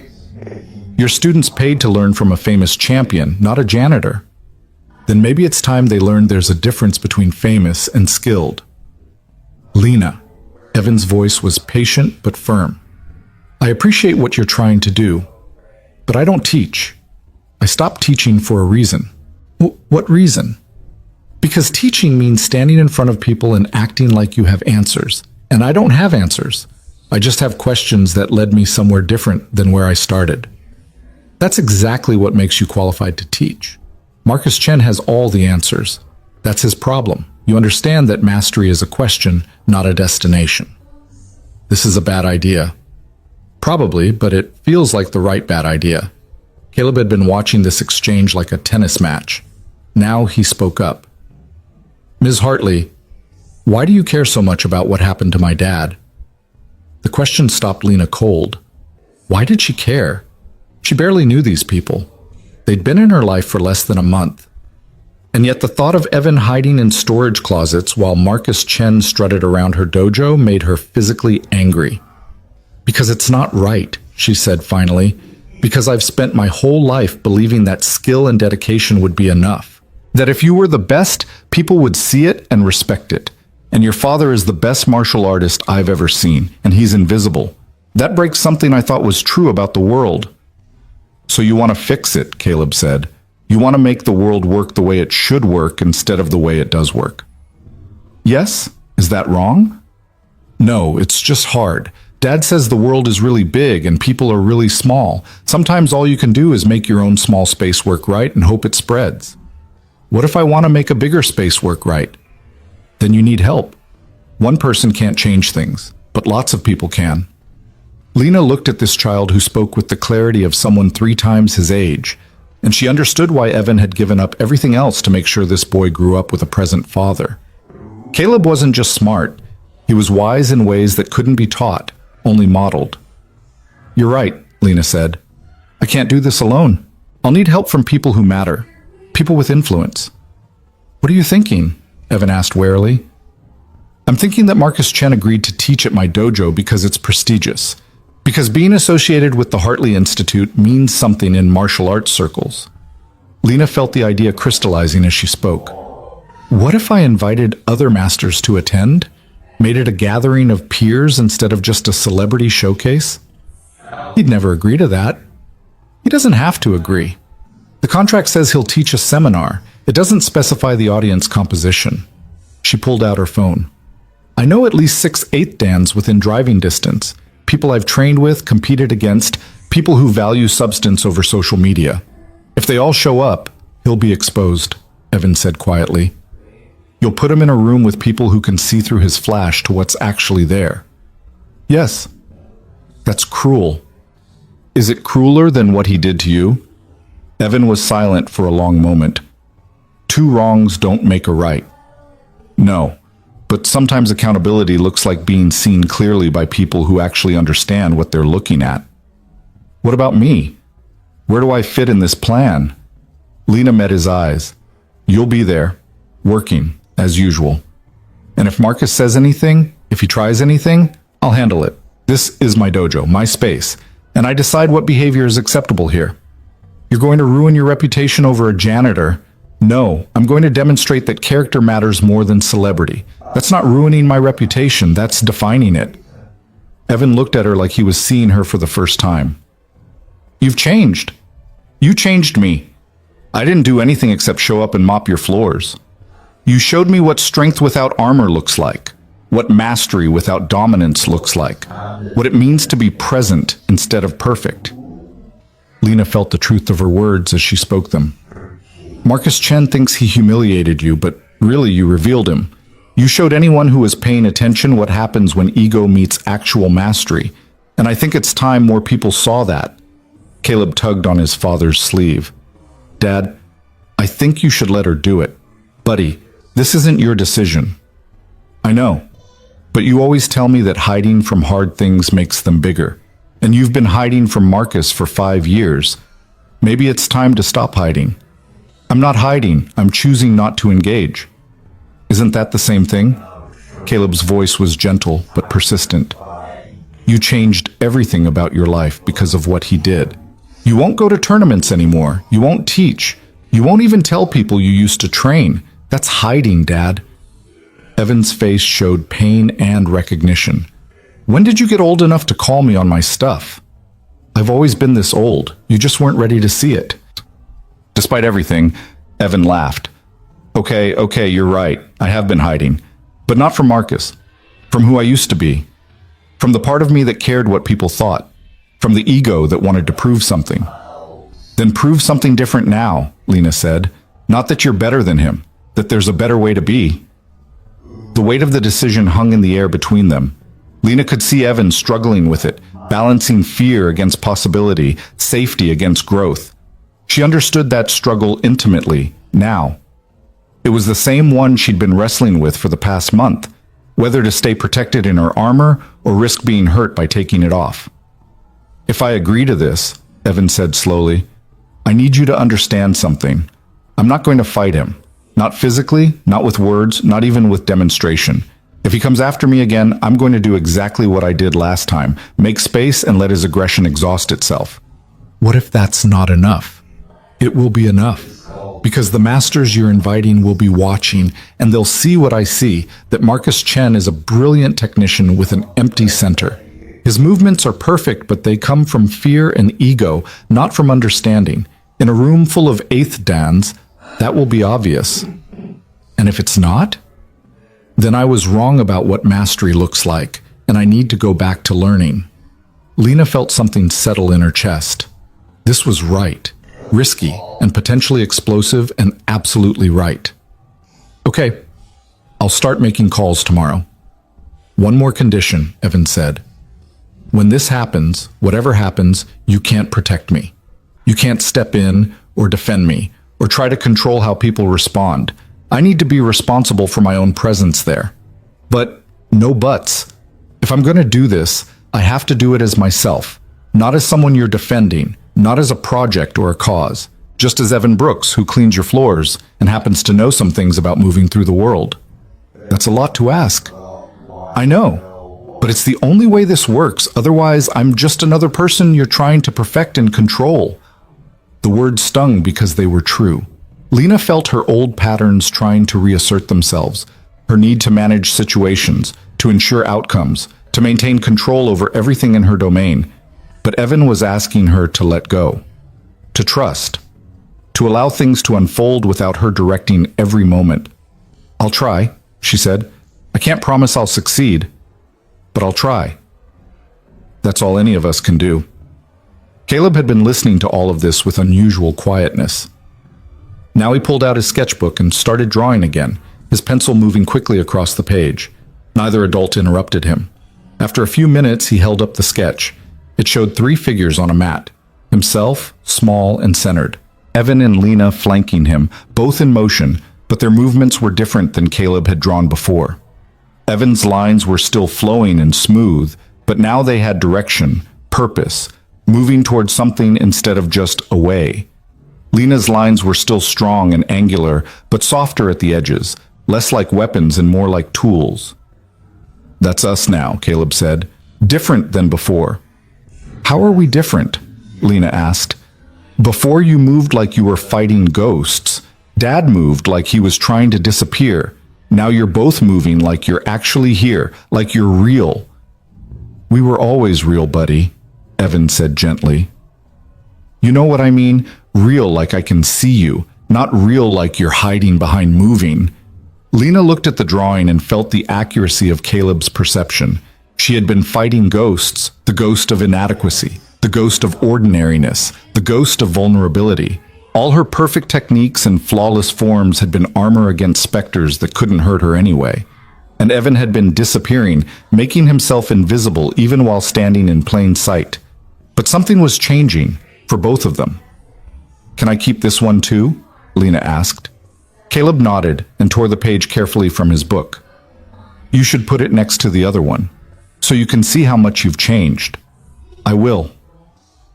That night, after Evan had finished his cleaning and they'd said their goodbyes, Lena stayed in the dojo for hours. She didn't train, didn't run through forms or work on techniques. She just sat on the mat holding Caleb's drawings, thinking about armor and visibility and the terrifying work of becoming real. Her phone buzzed with texts and emails, students with questions, business associates with proposals, magazines requesting interviews. Her public life demanding her attention as always. But for the first time, those demands felt less like obligations and more like choices. She could respond or not respond. Could say yes or no. Could set boundaries that had never existed before. She called her first 8th Dan just before midnight, Martin Reeves, who'd trained with her in Japan 15 years ago. They'd kept in touch sporadically over the years, mutual respect between masters who understood the cost of excellence. Lena? Is everything okay? Martin's voice was thick with sleep. Sorry for the late call. I need a favor. At midnight? Must be some favor. I'm hosting a seminar next month. Marcus Chen is teaching. I want you to attend. Silence on the other end. Then carefully. Why? Because I think it's time the martial arts community saw him clearly, and I think we need a room full of people who know the difference between celebrity and mastery. That's a loaded invitation. I know. I'm asking anyway. More silence. Lena could hear Martin breathing, considering. What changed, Lena? You've never cared about this kind of politics before. I met someone who showed me that how we treat people matters more than how skilled we are, and I saw how the community treated that person versus how they treat Marcus Chen. The contrast made me angry. Who is this person? Someone you'd respect. Someone who understands things about martial arts that most of us have forgotten in our chase for perfection. Mysterious. Are you going to tell me who? You'll meet him at the seminar, if you come. Martin laughed. You know I can't resist that kind of hook. Fine, I'll be there. But Lena, whatever you're planning, be careful. Marcus has powerful friends. He's made a lot of money for a lot of people. If you challenge him publicly, there will be consequences. I know, I'm willing to accept them. Then I'm in. This should be interesting if nothing else. Lena made 5 more calls that night. 2 more 8th dans said yes immediately. 1 said maybe. 2 said no. 2 invested in maintaining good relationships with the celebrity circuit. By 2 a.m., she had commitments from 3 legitimate masters and tentative interest from 2 more. It would have to be enough. She drove home as dawn started breaking over the city, painting the sky in shades of pink and gold. Seattle looked softer at this hour, less aggressive in its ambition. Or maybe she was just seeing it differently now, through eyes that had started learning to look for beauty instead of just dominance. In her apartment, she taped both of Caleb's drawings to the wall beside her bed, where she'd see them first thing each morning. The before and after. The armor and the emergence. The fighting with herself and the starting to be real. Then she lay down and slept deeply for the first time in months, dreaming of water flowing around stones, of children moving like joy itself, of janitors who were secretly masters, of masters who were secretly just frightened people in elaborate disguise. She woke 6 hours later to her phone ringing, her administrative assistant, voice tight with concern. Lena, we have a problem. What kind of problem? Marcus Chen's people just called.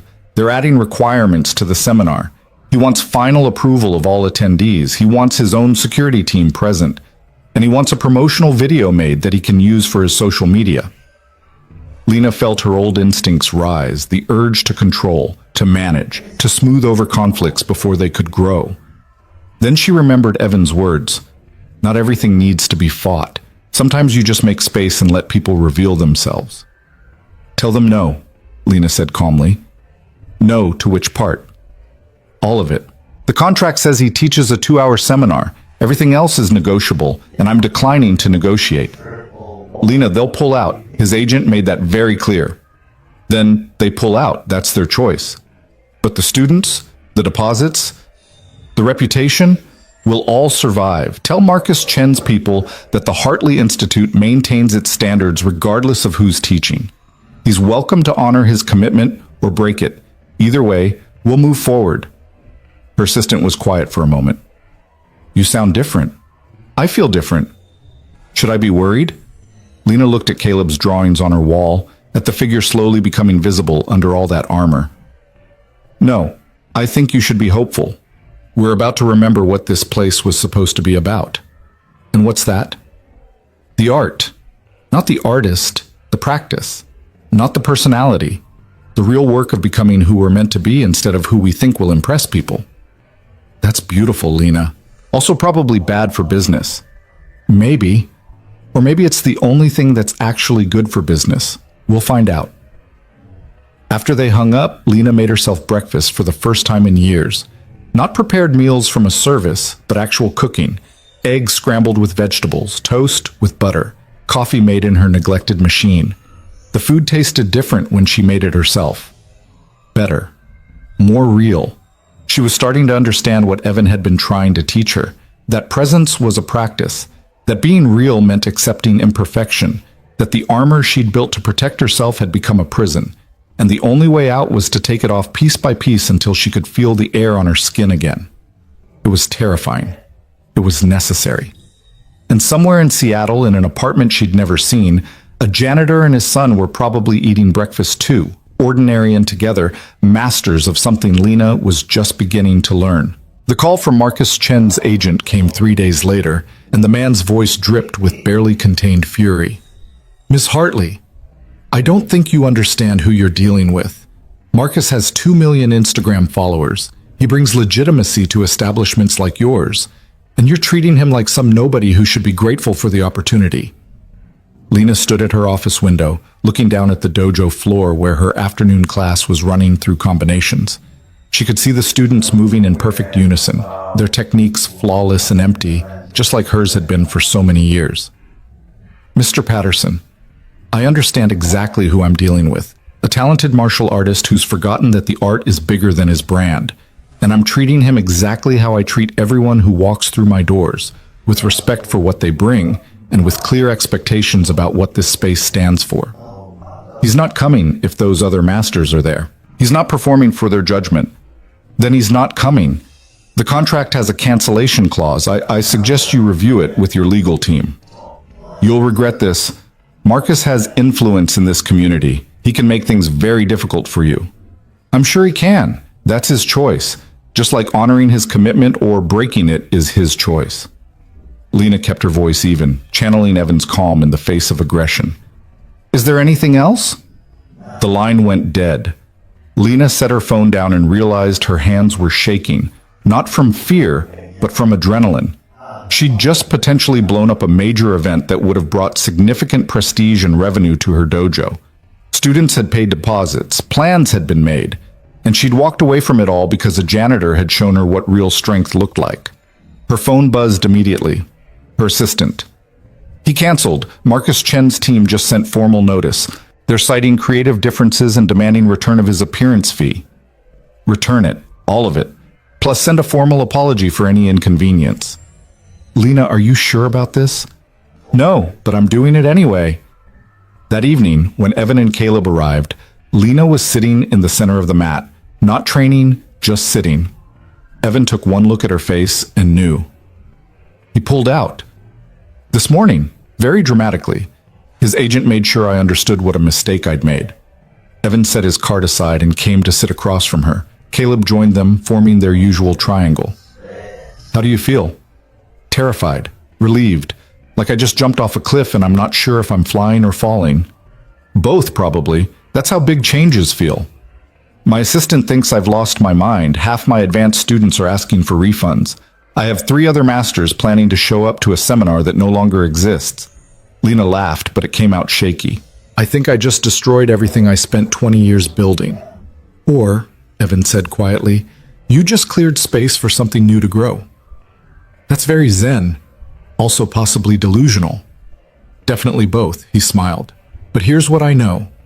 You made a choice based on what matters to you instead of what's easy or profitable. That's not destruction. That's integrity. Integrity doesn't pay the bills. No, but it lets you sleep at night. Caleb had pulled out his sketchbook and was drawing while they talked. Ms. Hartley, can I ask you something? Of course. Do you like teaching? The question caught her off guard. What do you mean? Like, when you're showing people how to move, does it make you happy? Or is it just something you're good at? Lena opened her mouth to answer, then stopped. When was the last time she'd thought about whether teaching made her happy? She was excellent at it. Her students won competitions. Her dojo had a reputation for producing champions. But happy? I don't know, she admitted. I'm not sure I've thought about it that way. You should, Caleb said, his pencil still moving. Dad says if you do things just because you're good at them but they don't make you happy, you turn into a machine, and machines don't have fun. When did your dad become so wise? He was always wise. He just had to get sad first so he could figure out what mattered. Evan cleared his throat. Buddy, not everyone needs my whole life story. But it's true. You told me that after Mom died, you had to decide if you wanted to keep being the person you thought you should be or become the person you actually were. And you picked actually were. I did say that. I was hoping you'd forgotten so I could sound mysterious and complicated. You're not mysterious, you're just sad sometimes and happy sometimes, and you try to be nice even when you're sad. The simple clarity of it made Lena's chest ache. This 8-year-old understood his father better than most adults understood themselves, and Evan had created space for that understanding by being honest about his pain instead of hiding behind armor. Caleb, Lena said slowly, what if teaching doesn't make me happy, but I don't know what else to do?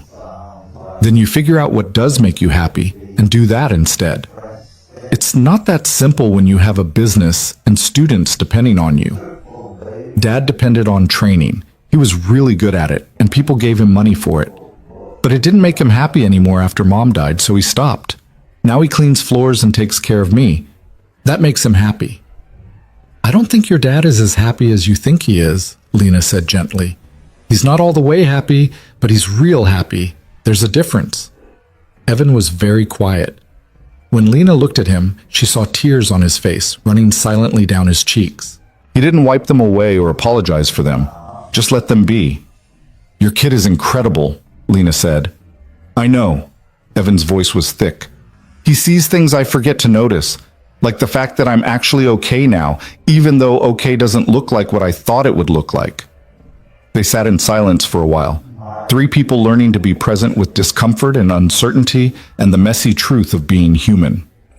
Outside the dojo windows, Seattle's evening light painted everything gold. Cars moved through streets. People walked to restaurants and homes. Life continued, indifferent to personal revelations and collapsed plans. Finally, Evan spoke. What are you going to do about the masters who are coming? I don't know. I should probably cancel. Tell them the whole thing fell through. Or you could do something else. Like what? Like use the space differently. You cleared your schedule for a seminar. You have 3 8th Dans willing to show up. That's not nothing. What would we even do? Whatever you want. It's your dojo. Evan looked around at the pristine space, the expensive equipment, the wall of mirrors reflecting empty potential.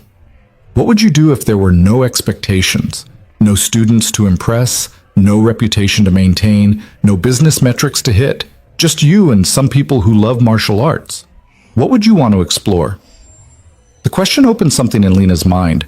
What would she want to explore? Not what techniques would look impressive or what combinations would win tournaments, but what actually interested her now after everything Evan had shown her. I'd want to talk about presence, she said slowly. About how we've turned martial arts into performance instead of practice. About the difference between technique and understanding. About... She stopped, afraid of how it would sound. About what? About how lonely it is at the top when you've sacrificed everything else to get there. About whether mastery is worth the cost. About finding a way back to joy after you've forgotten what joy feels like. Evan smiled. That sounds like a seminar I'd actually want to attend. It's not what people expect from a gathering of masters. There's no flash, no demonstrations, no social media content.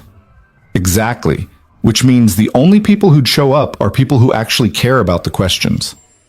That's maybe 5 people in the entire martial arts community.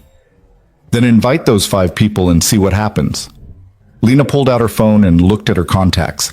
Hundreds of names accumulated over 23 years in martial arts. Champions and masters and business people who'd built empires on the foundation of combat.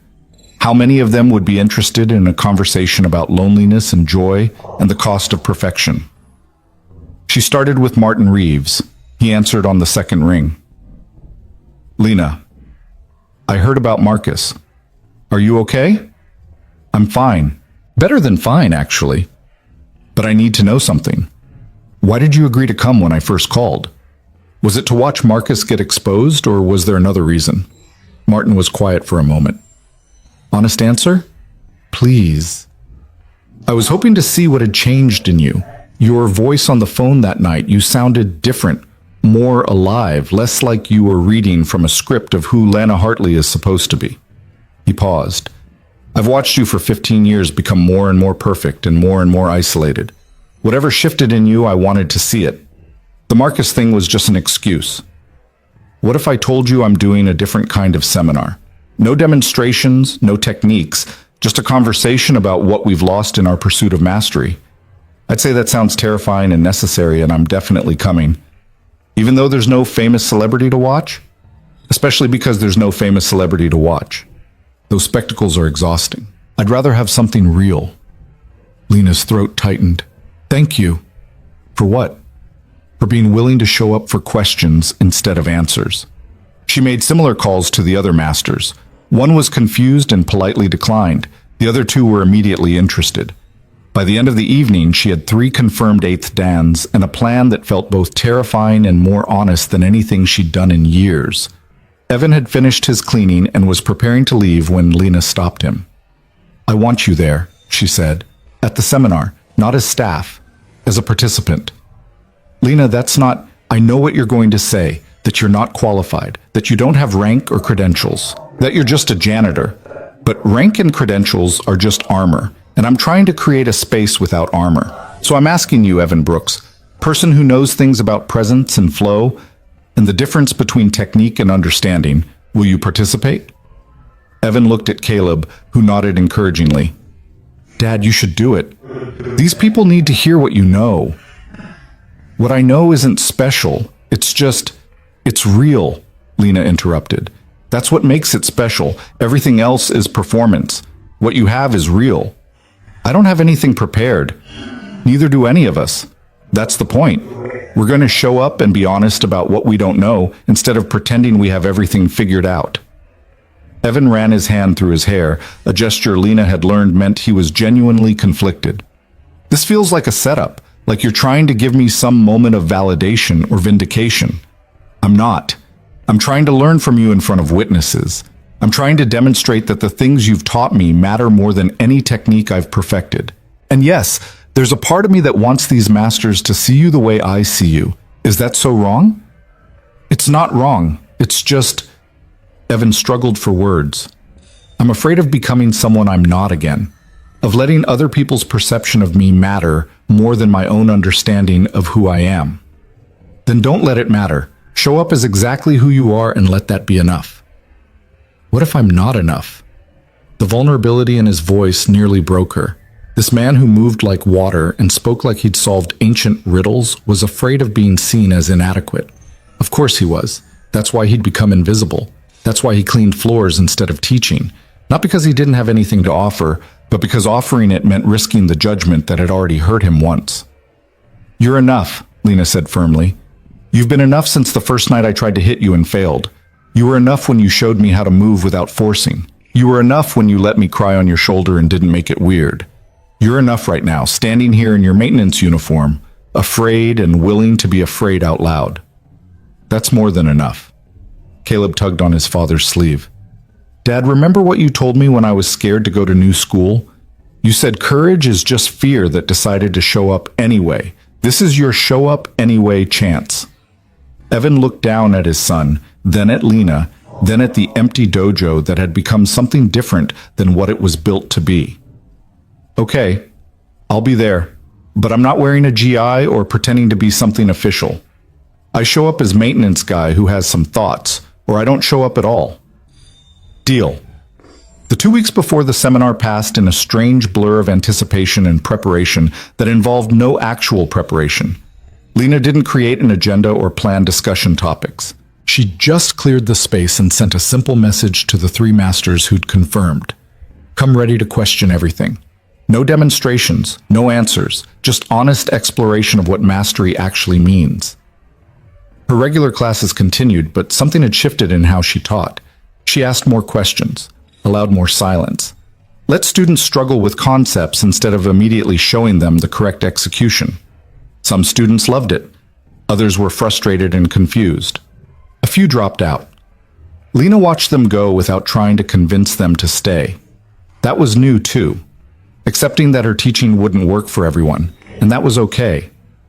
One evening, about a week before the seminar, Michael, the tech executive who'd noticed her changing teaching style, stayed after class. "Master Hartley, can I ask you something personal?" "Of course. What happened to you? And I don't mean that critically. You're clearly going through something transformative. I'm just curious what sparked it." Lena looked at him. This student who'd been training with her for 4 years, who'd always been technically excellent, but somehow hollow in his execution. "I met someone who showed me the difference between being good at something and understanding it." "A teacher?" "Not officially, but yes." "Can I meet them?" The question surprised her. "Why?" "Because I've been training for 4 years and I'm realizing I don't actually know why. At first it was fitness, then it was achievement, then it was just habit. But watching you change has made me wonder if there's something deeper I've been missing." "There is." but I'm not sure I can teach it to you. I'm still learning it myself. That's why I want to meet whoever's teaching you. Maybe they can help me start learning it too. Lena thought about Evan mopping floors while Caleb drew, and wisdom dropped casually from both of them. About how the most profound teaching she'd ever received had come from someone who claimed not to be a teacher at all. He'll be at the seminar next week. It's not open to students, but she made a decision. I'm going to open it up, not to everyone, but to people who are genuinely searching instead of just collecting techniques. Do you want to come? Absolutely. It won't be what you expect. There will be masters there, but we won't be demonstrating or teaching in the traditional sense. Just talking, exploring, being honest about what we don't know. That sounds more valuable than any technique you could show me. Lena ended up extending invitations to 5 of her long-term students, people who'd shown glimmers of actually wanting to understand rather than just perform. To her surprise, all 5 accepted immediately.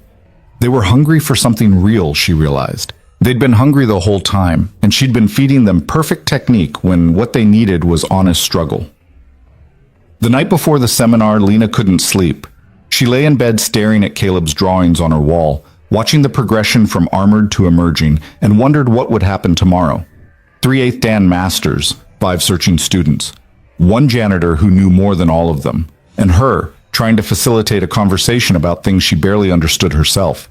It could be a disaster, could expose her as a fraud, as someone who'd lost her way, as a master who no longer believed in mastery as traditionally defined. Or it could be the most honest thing she'd ever done. At 2 a.m., she gave up on sleep and drove to the dojo. The building was dark and empty, her footsteps echoing as she walked across the floor Evan had cleaned a few hours earlier. She stood in the center of the mat and tried to feel what he felt when he moved, that quality of presence without forcing, of being without trying to control. It lasted maybe 30 seconds before her mind started spinning again, but 30 seconds was longer than 0. That had to count for something. The morning of the seminar arrived gray and rainy, typical Seattle weather that matched Lena's nervous energy. She arrived at the dojo at 7 a.m. to find Evan already there, sitting on the bench where Caleb usually drew. "You're early," she said. "Couldn't sleep. Kept thinking about all the ways this could go wrong." "Me too." She sat beside him. "We could still cancel. Tell everyone it was a mistake." "We could, but that would be choosing fear over growth. And I'm tired of making that choice." "Even when fear is completely rational?" "Especially then. Rational fear is just ego trying to protect itself from being seen clearly." They sat in comfortable silence, watching rain streak the windows and morning light slowly fill the space. Lena realized this was the first time she'd been alone with Evan without Caleb present.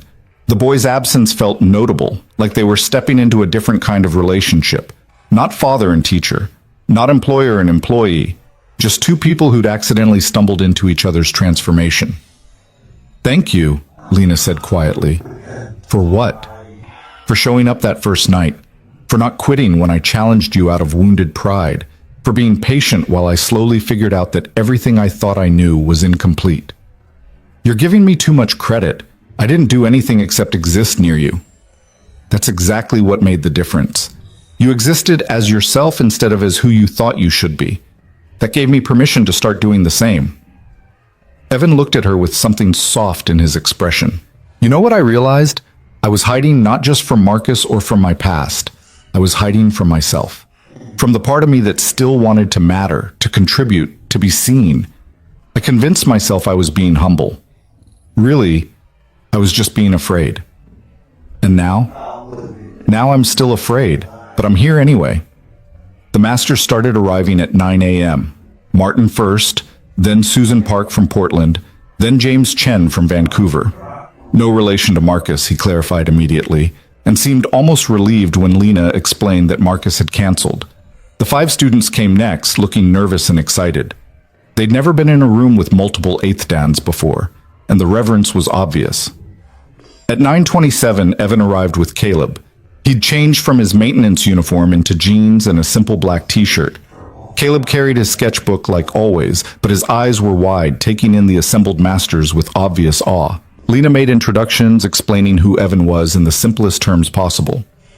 "This is Evan Brooks. He's taught me more about martial arts in the past 2 months than I learned in the previous 20 years. Martin raised an eyebrow. High praise. What's your background, Evan? Complicated. I trained in various styles for about 15 years, competed for a while. Stopped about 5 years ago. Why'd you stop? Life changed, priorities changed. I had a son to raise, and competing didn't fit that life anymore. Susan studied Evan with the intensity of someone used to reading opponents. You move differently than most people. I noticed it the moment you walked in. What style do you primarily practice? I don't anymore. I just move. That's not an answer. It's the only answer I have. Styles are containers. Eventually I realized I was more interested in water than in the shape of the container. James laughed. That's either very profound or very pretentious. I haven't decided which. Probably both, Evan admitted with a slight smile. The seminar began not with technique or demonstration, but with Lena asking a simple question.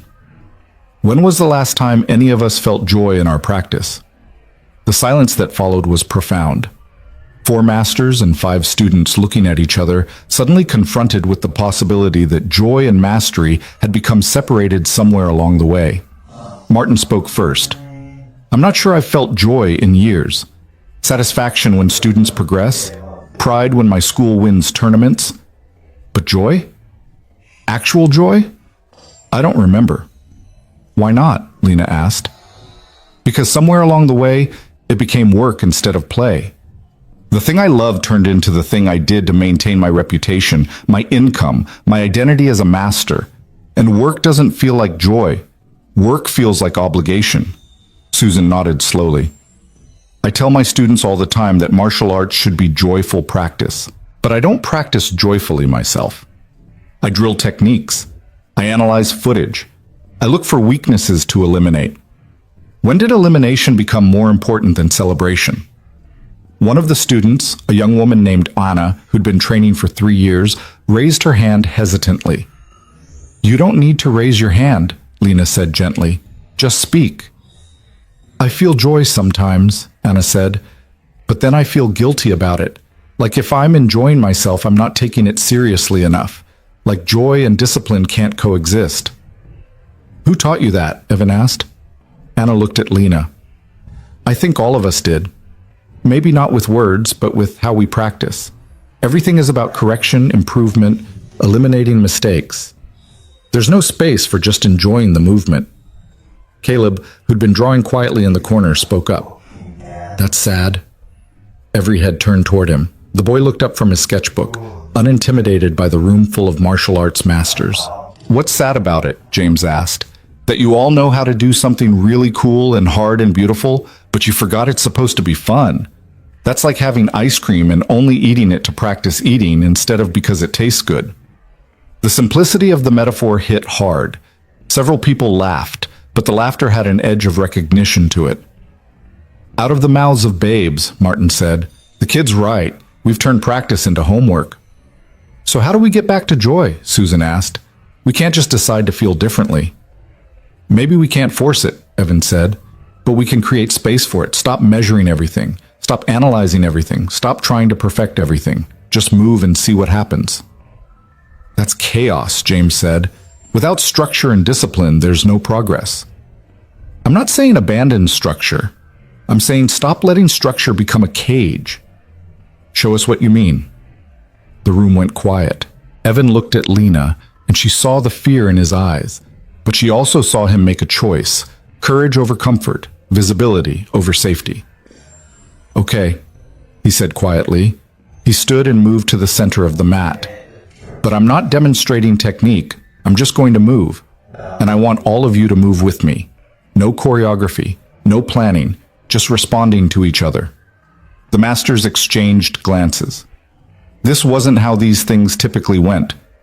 But slowly, they stood. The students followed. Soon everyone was on the mat, surrounding Evan. Close your eyes, Evan said. Feel where everyone is. Not with your eyes, with your awareness.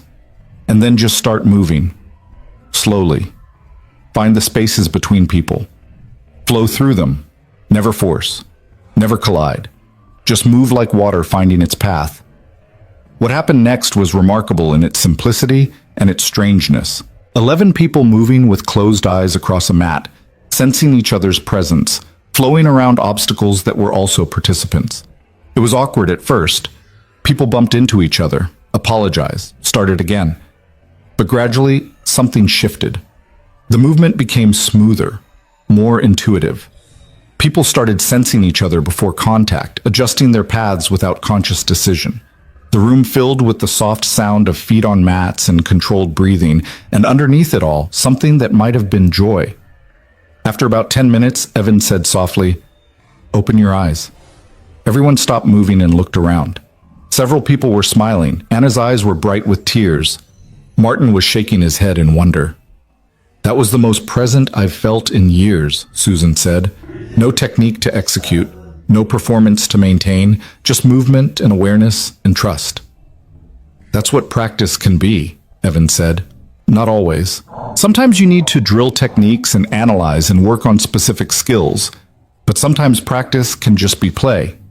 Exploration. Joy without purpose except the joy itself." "Why don't we teach this way?" one of the students asked. "Because it doesn't look impressive," Lena answered. "Because you can't put it on social media or use it to attract students. Because it's vulnerable and messy and doesn't fit the image of what mastery is supposed to look like." "But it's real," Martin said. "The 10 minutes of just moving together was more real than most seminars I've attended in the past decade." The conversation continued for hours, moving organically through topics that had never been discussed in Lena's dojo before. The loneliness of being at the top, the pressure to maintain impossible standards, the fear of being seen as weak or inadequate, the sacrifice of relationships and health and basic human connection in pursuit of perfection.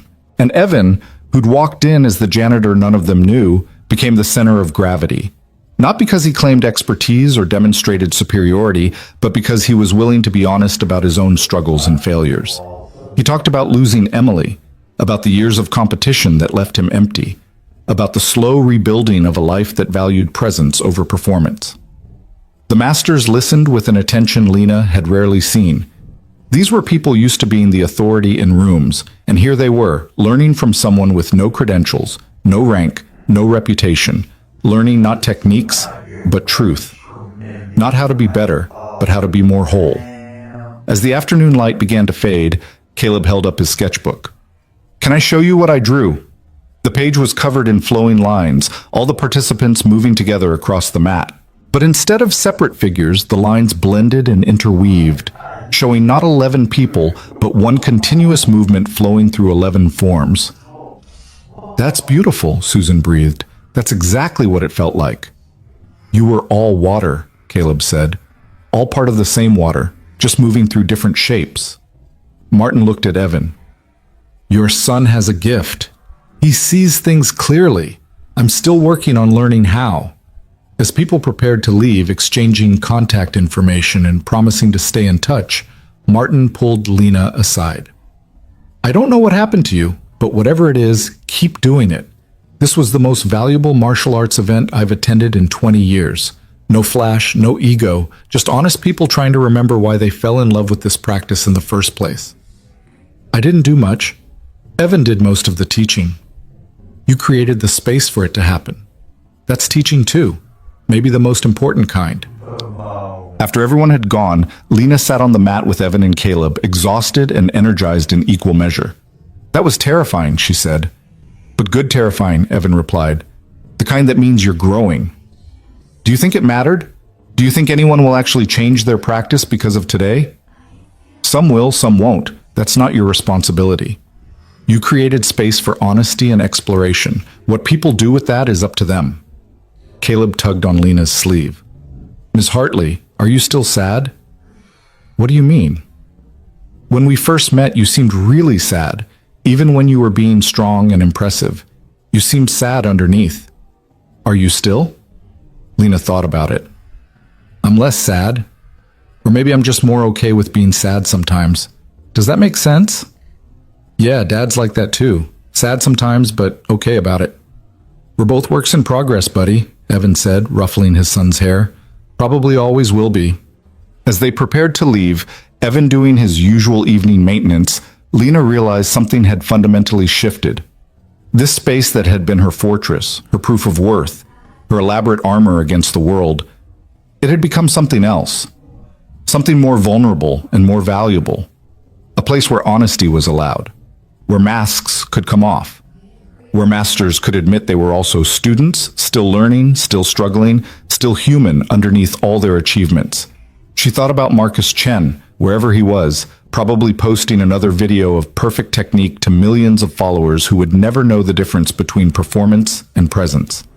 Part of her still felt angry about what he'd done to Evan, but mostly she felt sorry for him. Sorry that he'd never know what it felt like to be truly seen, to be vulnerable in front of people and find acceptance instead of judgment. "Thank you," she said to Evan as he finished mopping. "You keep thanking me. I keep telling you I'm not doing anything special. You're being yourself. In a world that demands performance at all times, being yourself is the most special thing you can do." "Then you're welcome, and thank you too." "For what?" "For giving me a reason to stop hiding, for creating a space where honesty mattered more than credentials, for teaching me that being visible doesn't have to mean being vulnerable to attack." He smiled. "And for the steady paycheck, that helps too." They laughed, the sound echoing in the empty dojo, and Lena felt something she hadn't felt in years. Not accomplishment, not pride, not the satisfaction of being the best, just simple contentment. The knowledge that she was exactly where she needed to be, doing exactly what she needed to do, with exactly the people she needed to do it with. It wasn't perfect. It wasn't impressive. It wasn't going to win her any championships or attract any celebrity endorsements. But it was real. And real, she was learning, was enough. The weeks following the seminar brought changes that rippled outward in ways Lena couldn't have predicted. Martin Reeves called her 3 days later with a proposal that made her stomach flip. "I want to do this at my school in Portland. Not exactly the same, but the same spirit. Honest conversation about what we've lost and how to find it again. Will you and Evan come facilitate?" "Martin, I don't know if we're ready to—" "You're not ready. That's what makes it work. If you had all the answers, it would just be another lecture. But you're figuring it out in real time, and that's what people need to see. That masters don't have to be untouchable. That we can be honest about our struggles." Lena found herself agreeing before she'd fully processed what she was committing to. When she told Evan that evening, he looked simultaneously terrified and pleased. "Portland? That's a whole different city, a whole different group of people." "I know. We can say no. Martin would understand. Do you want to say no?" Lena thought about it. The old her would have said yes to avoid risk, to maintain control, to protect her carefully constructed image. The emerging her wanted to lean into the discomfort, to see where this path led. "No. I want to see if what happened here can happen somewhere else. I want to see if it was real or just a fluke." "It was real. But real is fragile. It doesn't always survive transplanting." "Then we'll find out together." Caleb was doing homework at his usual bench, but he looked up with interest. "Can I come?" "To Portland?" "Buddy, it's a school day." "But I learn more watching you teach than I do at school sometimes. And I could draw. Drawing is educational." Evan looked at Lena, a question in his eyes. She understood what he was asking. Was Caleb becoming too attached to this world? Was Evan letting his son get caught up in something that might not last? "He should come," Lena said. "His perspective matters. The drawings matter. And honestly, having him there reminds all of us that this isn't about impressing each other. It's about being real enough that a child can understand what we're saying." The Portland session happened 3 weeks later on a Saturday. Martin's school was smaller than Lena's, more intimate, located in a converted warehouse in the Pearl District. About 20 people showed up, a mix of Martin's senior students and a few other instructors from around the region who'd heard about the Seattle gathering. The format was the same. Lena opened with a question, this time, what did you sacrifice to become who you are, and was it worth it? The room went silent, people shifting uncomfortably, confronted with an accounting they'd been avoiding for years. A woman in her 50s spoke first. "I sacrificed my marriage. My husband couldn't understand why I needed to train 6 hours a day. Why tournaments and rank tests mattered more than date nights and vacations. He left after 10 years and I told myself it was his loss, that he didn't understand dedication." Her voice cracked. But sitting here now, I realize I'm a fourth Dan black belt and I'm completely alone. And I don't know if the trade was worth it. Others shared similar stories. Relationships ended, children grown distant, health compromised, financial security sacrificed for competition travel. Years spent chasing rank and recognition while life happened around them, unnoticed and unappreciated. Evan listened to all of it before speaking. I did the same thing. I sacrificed my marriage too, in a different way. I was physically present but emotionally absent. Training consumed me. My wife would try to talk to me about her day, and I'd be mentally rehearsing combinations. She'd want to go out, and I'd need to train. She loved me anyway, but I didn't give her the presents she deserved. He looked down at his hands. She died before I figured that out. I don't get to go back and make different choices. That's something I carry every day. How do you live with that? The woman asked. By making different choices now. By being present for my son in ways I wasn't present for his mother. By valuing connection over achievement. By measuring my days not by what I accomplished, but by how fully I showed up. He paused. And by forgiving myself when I fail at all of that, which is often. That sounds impossibly hard. It is. But it's real hard instead of fake easy. Fake easy is pretending that sacrificing everything for mastery is noble. Real hard is admitting you made choices that hurt people and choosing differently going forward. The conversation deepened from there, moving into territory that made everyone uncomfortable but also strangely relieved. These were conversations nobody had in martial arts spaces. Admissions of loneliness, regret, the dawning realization that perfection was a cage they'd built for themselves. During a break, Martin pulled Lena aside. This is going to sound strange, but I think Evan might be the most important teacher in American martial arts right now. He's not a teacher. He's a janitor who happens to have profound insights. That's what makes him important. He's not trying to build a following or maintain a brand. He's just honest about his experience. And in a world drowning in performance and pretense, honesty is revolutionary. You won't want to hear that. He barely agreed to come to Portland. I know, but someone needs to document this. What he's saying, what you're creating together, it matters. Document it how? I don't know yet, but we need to preserve it somehow before it gets lost or corrupted or turned into something commercial. Lena hadn't considered that possibility. She'd been so focused on her own transformation that she hadn't thought about the broader implications. But Martin was right. There was something happening here that transcended her personal journey. A movement, maybe, or at least a conversation that needed to continue. After the Portland session, 3 more schools reached out requesting similar gatherings. Lena had to start saying no. She still had her own dojo to run, her own students to teach, her own practice to maintain. And Evan had his actual job, his son to care for, his own life that existed outside of these intense philosophical discussions. But one invitation she couldn't refuse came from Susan Park, the master who'd attended the original Seattle seminar. Susan ran a program for at-risk youth in South Seattle, teaching martial arts as a way to build confidence and discipline. She wanted to know if Lena and Evan would come talk to her kids. They don't need to hear about technique, Susan explained. They get plenty of that from me, but they need to hear what you're teaching, that strength doesn't mean hardness, that discipline doesn't mean destroying yourself, that being vulnerable isn't the same as being weak.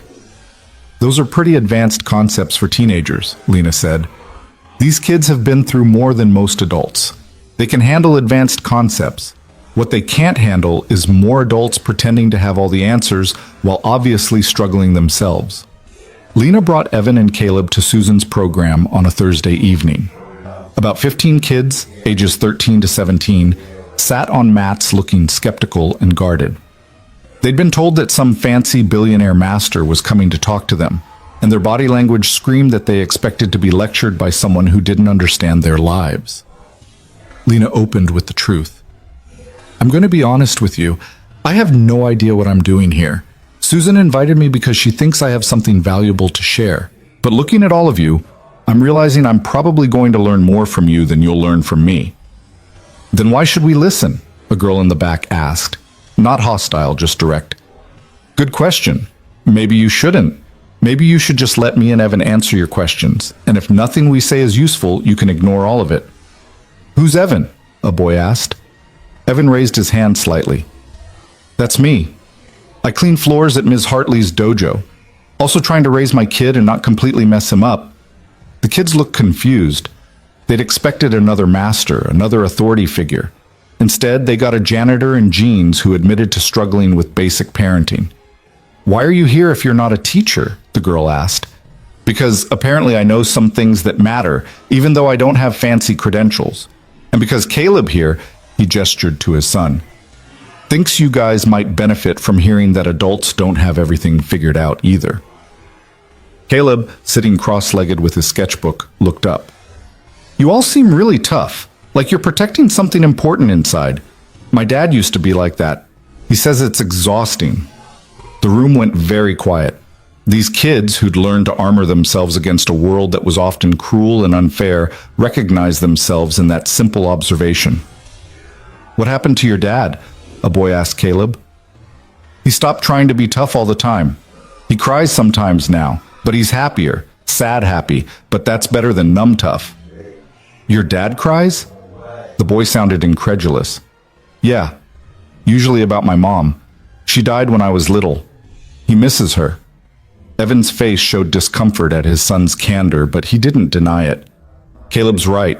I spent years not crying, not feeling, not being present. I thought that made me strong. Really, it just made me disconnected." "My mom says men who cry are weak," a girl said. "My mom used to say that emotions were for people who couldn't handle reality," Evan replied. "Then reality hit me so hard I couldn't avoid emotions anymore. And I learned that feeling things doesn't make you weak. Pretending you don't feel things while they eat you from inside. That's what actually destroys you." The conversation opened up from there. These kids, who'd been taught to be hard to survive, started asking questions about vulnerability and strength, about whether discipline meant self-destruction, about how to know the difference between protecting yourself and isolating yourself. Lena watched Evan with these teenagers and saw something she hadn't fully appreciated before. He wasn't wise because he'd figured everything out. He was wise because he was still actively figuring it out, and he was honest about the process. These kids didn't need someone to tell them how to be. They needed someone to show them that being was a continuous practice, full of mistakes and course corrections, and the courage to keep trying. After the session, Susan walked them to their cars. "Thank you. That was exactly what they needed." "I still don't know what we actually taught them," Lena said. "You taught them that strength has room for softness, that mastery includes admitting what you don't know, that adults they respect are still learning, still struggling, still human." Susan smiled. "That's everything." Driving home, Caleb fell asleep in the back seat. Evan and Lena sat in comfortable silence until Evan spoke. "I've been thinking about something." "What's that?" "Your dojo, what it's becoming. It's not really an elite training center anymore." Lena felt her stomach tighten. "Is that a problem?" "No, but it's different than what you built it to be. Some of your students are leaving because they want traditional training. Your revenue is probably down because you're not attracting the high-paying clients who want to train with a champion." "All true. So what are you building instead?" Lena thought about it. "I don't know exactly. Something more honest, something that values presence over performance. Something that doesn't pretend mastery means having all the answers." "That's not going to make you rich or famous." "I'm already rich, and fame is exhausting." She glanced at him. "What are you getting at?" "I'm getting at the fact that I'm still mopping your floors for minimum wage, while also being some kind of philosophical teacher to your students and anyone else who asks. And that's starting to feel unsustainable." Lena's heart dropped. "Are you quitting?" "No, I'm asking if there's a different arrangement we could make. One where I'm actually compensated for both the floors and the philosophy. Where I can stop working overnight maintenance at 2 other buildings just to make rent." "You work other buildings?" "3 total. Yours, an office complex, and a gym. I work about 50 hours a week for not enough money, and Caleb spends most of his evenings sitting on benches watching me clean. It's not sustainable long term." "Why didn't you say something?" "Because I'm used to making do, used to not asking for things, used to believing I don't deserve more than the minimum." Evan's voice was steady but firm. "But watching you transform, watching you claim what you deserve and build something true, it's making me realize I deserve more too. Not because I'm special, just because I'm human and I work hard and I have something to contribute. What do you want? I want to teach at your dojo, officially, not as a master or authority figure, just as someone who can help people explore presence and flow and what it means to practice from wholeness instead of fear. And I want to be paid enough that I can stop working 3 jobs and actually be present for my son. Oh, Lena felt something bloom in her chest, relief and joy, and the rightness of an idea she should have had weeks ago. Yes, absolutely yes. What would you need? Enough to cover rent and basic expenses. Health insurance for me and Caleb, and a schedule that lets me pick him up from school and be home for dinner. Done. You can start next week. Evan looked surprised. You don't need to think about it? Check your budget? Discuss it with your business manager? I don't need to think about it. This is the most obvious decision I've made in years. You've been teaching already. Now you'll just be compensated fairly for it. What will your established students think? The ones who are already uncomfortable with how much things have changed? The ones who can't handle change will leave. The ones who are ready to grow will stay. And we'll find new students who are looking for what we're actually offering now instead of what we used to be. You're risking everything you built? No, I'm finally building what I actually want instead of what I thought I was supposed to want. They pulled up to Evan's apartment building, and Lena saw it clearly for the first time. A modest 3-story structure in the Fremont neighborhood, nothing fancy, but clean and well-maintained. This was where Evan and Caleb lived, where they built their life, where they were whole despite having so little of what Lena had spent her life accumulating. Thank you, Evan said quietly, for seeing me, for valuing what I bring even though it doesn't look like traditional credentials. Thank you for teaching me the difference between achievement and fulfillment, between being the best and being real. Evan carried sleeping Caleb from the car. Lena watched them disappear into the building, father and son, the 2 people who'd accidentally saved her by showing her what she'd been missing. The next 6 months brought a complete transformation of the Hartley Institute. Lena officially brought Evan on as a teacher, which caused exactly the uproar she'd anticipated. 3 of her senior students left, offended that someone without formal rank or credentials was being given authority. 2 wrote negative reviews online, claiming the dojo had lost its standards. But something unexpected happened. For every student who left, 2 new ones arrived.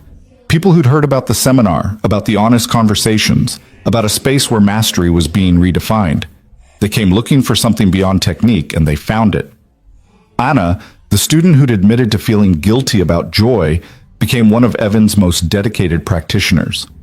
She stopped measuring her progress by belt rank and started measuring it by presence and growth. Other students followed her lead. Michael, the tech executive, brought 3 colleagues who were all successful and miserable and searching for something real. They trained like they'd been starving and finally found food. Lena restructured her class offerings. Traditional technique classes in the mornings for students who wanted that. Exploration sessions in the evenings with Evan, focusing on flow and presence and honest practice. And once a month, an open conversation like the original seminar, where anyone could come and discuss what they were struggling with in their practice and their lives. The financial numbers were actually better than before. It turned out there was significant demand for honest martial arts instruction. People were tired of performance and pretense. They wanted truth, even if truth was messy and uncomfortable. Martin's Portland school implemented similar changes. Susan's youth program became a model for other community programs. The 3 masters from the original seminar each started incorporating more honest conversation into their teaching. It wasn't a revolution, but it was a shift, a small movement toward presence over performance. Caleb continued to draw, his sketchbooks filling with images of people in motion, people being real, people slowly removing their armor. Lena bought him premium art supplies and suggested he might want formal instruction someday. Caleb shrugged. I don't want to learn the right way to draw. I just want to draw what I see. That's fair, Lena said. Keep doing that. The moment that defined everything came on a Tuesday evening in October, 6 months after the original seminar. Lena was teaching a basics class when her assistant knocked on the door with an urgent expression. Lena, there's someone here to see you. He says it's important. Can it wait until after class? He says no. And honestly, you might want to handle this. Lena excused herself and found Marcus Chen standing in her lobby, looking exactly as he did in his social media posts. Expensive athletic wear, perfectly styled hair, the confident posture of someone used to being the most important person in any room. Marcus? Lena, you're looking well. His smile didn't reach his eyes. I heard about what you've been doing. The seminars, the changes to your program. Very interesting. What do you want? Direct. I appreciate that. I want to know why you've been subtly undermining me for the past 6 months. I haven't been thinking about you at all, actually. Really? Because everywhere I go, people are asking why Marcus Chen teaches Flash while others teach Substance. Why my instruction is performance while yours is real. Your little movement is damaging my brand. My movement isn't about you. It's about creating space for honest practice. And you just happened to start this right after I canceled my seminar here. That's quite a coincidence. Lena studied him. Up close, she could see what she'd missed in videos, the tightness around his eyes, the tension in his shoulders, the armor he wore that was even more elaborate than hers had been. He was terrified, not of her, but of irrelevance, of being exposed, of mattering less. Marcus, do you actually love martial arts? The question clearly surprised him. What kind of question is that? A simple one.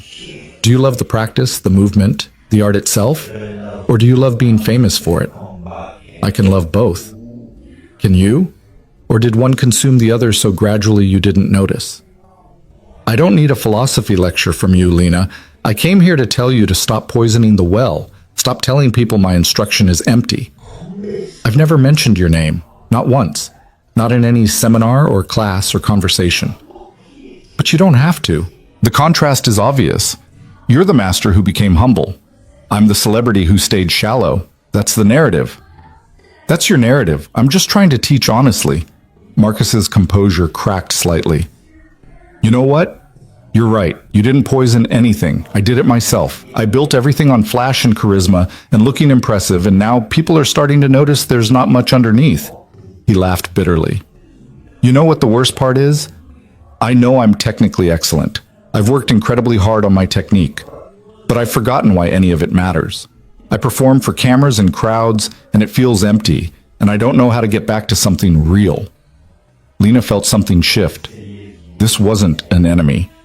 This was another person in armor, just as trapped as she'd been, maybe more so because his trap was public and profitable, and therefore impossible to escape without losing everything. Do you want to? She asked quietly. Want to what? Get back to something real. I don't even know what real would look like anymore. It would look like admitting you're lost, like asking for help, like being willing to be a beginner again in some ways while maintaining your expertise in others. That would destroy my brand. Probably, but it might save you. Marcus was quiet for a long time. There's someone here, isn't there? Someone who helped you figure this out. Yes. Can I meet them? Lena almost said no. Almost protected Evan from this man who'd humiliated him years ago. But then she remembered what Evan had said about not needing protection, about being responsible for his own presence. He's teaching right now, evening class. You can watch if you want, but you need to actually watch. Not analyze, not judge. Just watch and see what you see. Marcus followed her to the observation window overlooking the main training floor. Inside, Evan was leading a class of about 12 students through what looked like slow-motion improvisation. People moving through space, around each other, responding to presence rather than attacking or defending. It looked nothing like traditional martial arts training. It looked like dance or meditation or play. That's it, Marcus said. That's the revolutionary teaching everyone's talking about? Watch, Lena said again. They watched for 15 minutes. Gradually, Marcus's expression changed from dismissive to confused to something that might have been hunger. These students weren't performing, they were present. Moving from real center, responding from awareness rather than rehearsed technique. It was simple and profound and utterly unlike anything Marcus taught. Who is that instructor? Marcus asked. His name is Evan Brooks. Marcus's head snapped around. The janitor? The teacher, though he still cleans the floors too. Some habits die hard. Huh? That's the same guy from the gym 5 years ago? Yes. Why is he here? Because I hired him. Because he knows things I needed to learn. And because he's a better teacher than anyone I've ever met, including myself. Marcus looked back at the class, watching Evan move among students with calm presence, offering gentle corrections that were more about awareness than technique. He humiliated me. No, he revealed you. You humiliated yourself. That's a distinction without a difference. It's the only distinction that matters. Evan didn't attack you. He didn't try to dominate you. He just made space and let your aggression exhaust itself. That's not humiliation. That's a mirror. Some mirror showed me I was an asshole. Were or are? Marcus smiled despite himself. Fair point. Probably still am, honestly. The class ended, students bowing and dispersing. Evan saw Lena at the observation window and started to head over, then stopped when he saw Marcus.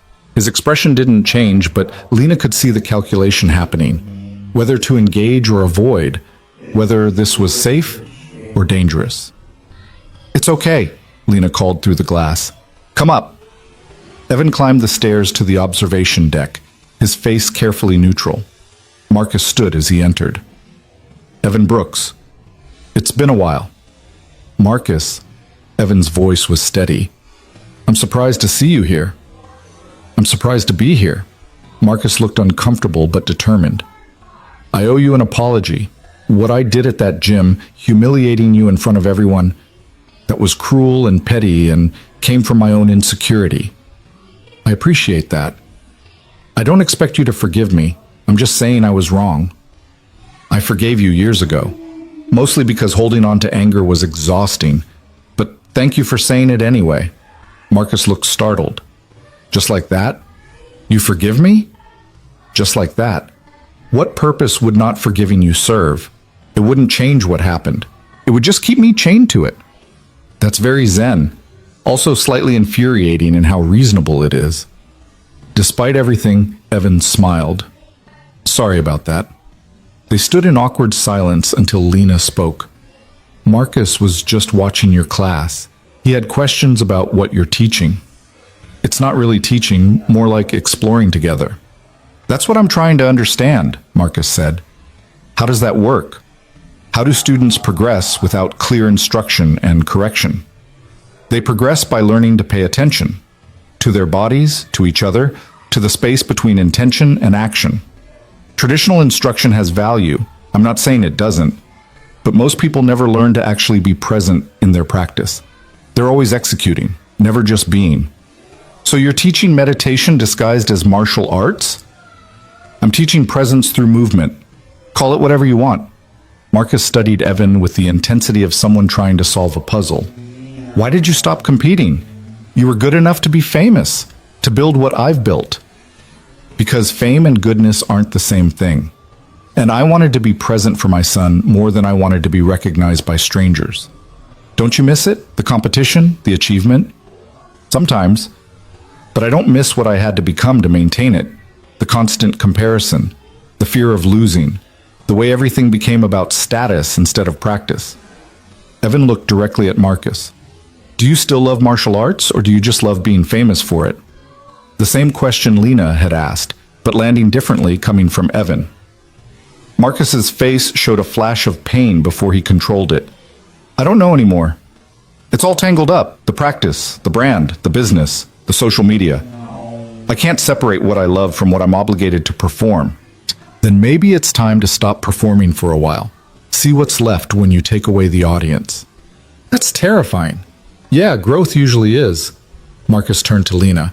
Can I train here? Not as a visiting celebrity, just as a student, someone trying to figure out what got lost along the way. Lena felt something profound settle into place. 6 months ago, she would have said no out of spite or protection or simple dislike. Now she understood that this was exactly the opportunity for transformation that she'd been given. Marcus was asking for the same chance she'd taken, to be a beginner again, to be lost in searching, to be real instead of impressive. Yes, but you need to understand the terms. No special treatment, no publicity, no using this for content. You show up, you practice, you do the work like everyone else. I can do that. And you might need to leave your ego at the door. Some of our newest students might be better at presence than you are. That's going to be uncomfortable. I'm already uncomfortable. What's a little more?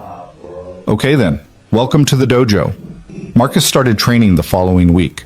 Lena put him in Evan's evening exploration class, which meant Marcus Chen, 2 million Instagram followers, internationally recognized martial artist, celebrity instructor, spent his time doing slow-motion movement exercises with dental hygienists and accountants and college students who'd never heard of him. It was humbling in the best way. Caleb drew him in his second week, capturing Marcus in motion with all his technical perfection, but showing the rigidity underneath. When Caleb showed him the drawing, Marcus stared at it for a long time. I look like I'm made of concrete. You kind of are right now, but Dad says concrete can learn to be water if it wants to badly enough. Your dad is full of metaphors that are simultaneously profound and confusing. Yeah, but they're true. You just have to think about them for a while. Word got out eventually that Marcus Chen was training at the Hartley Institute. Some of his followers showed up, hoping to watch the celebrity train. Lena denied them entry. This was practice space, not performance space. Marcus seemed relieved. His social media presence started to shift. Instead of posting perfect technique videos, he started posting more honest content about struggle and growth. His follower count dropped by nearly 20%. His income probably dropped proportionally, but when Lena asked him if he regretted the changes, he shook his head. I'm sleeping better. That's worth more than followers. 3 months after Marcus started training, Evan invited him to co-teach a class. Marcus looked terrified.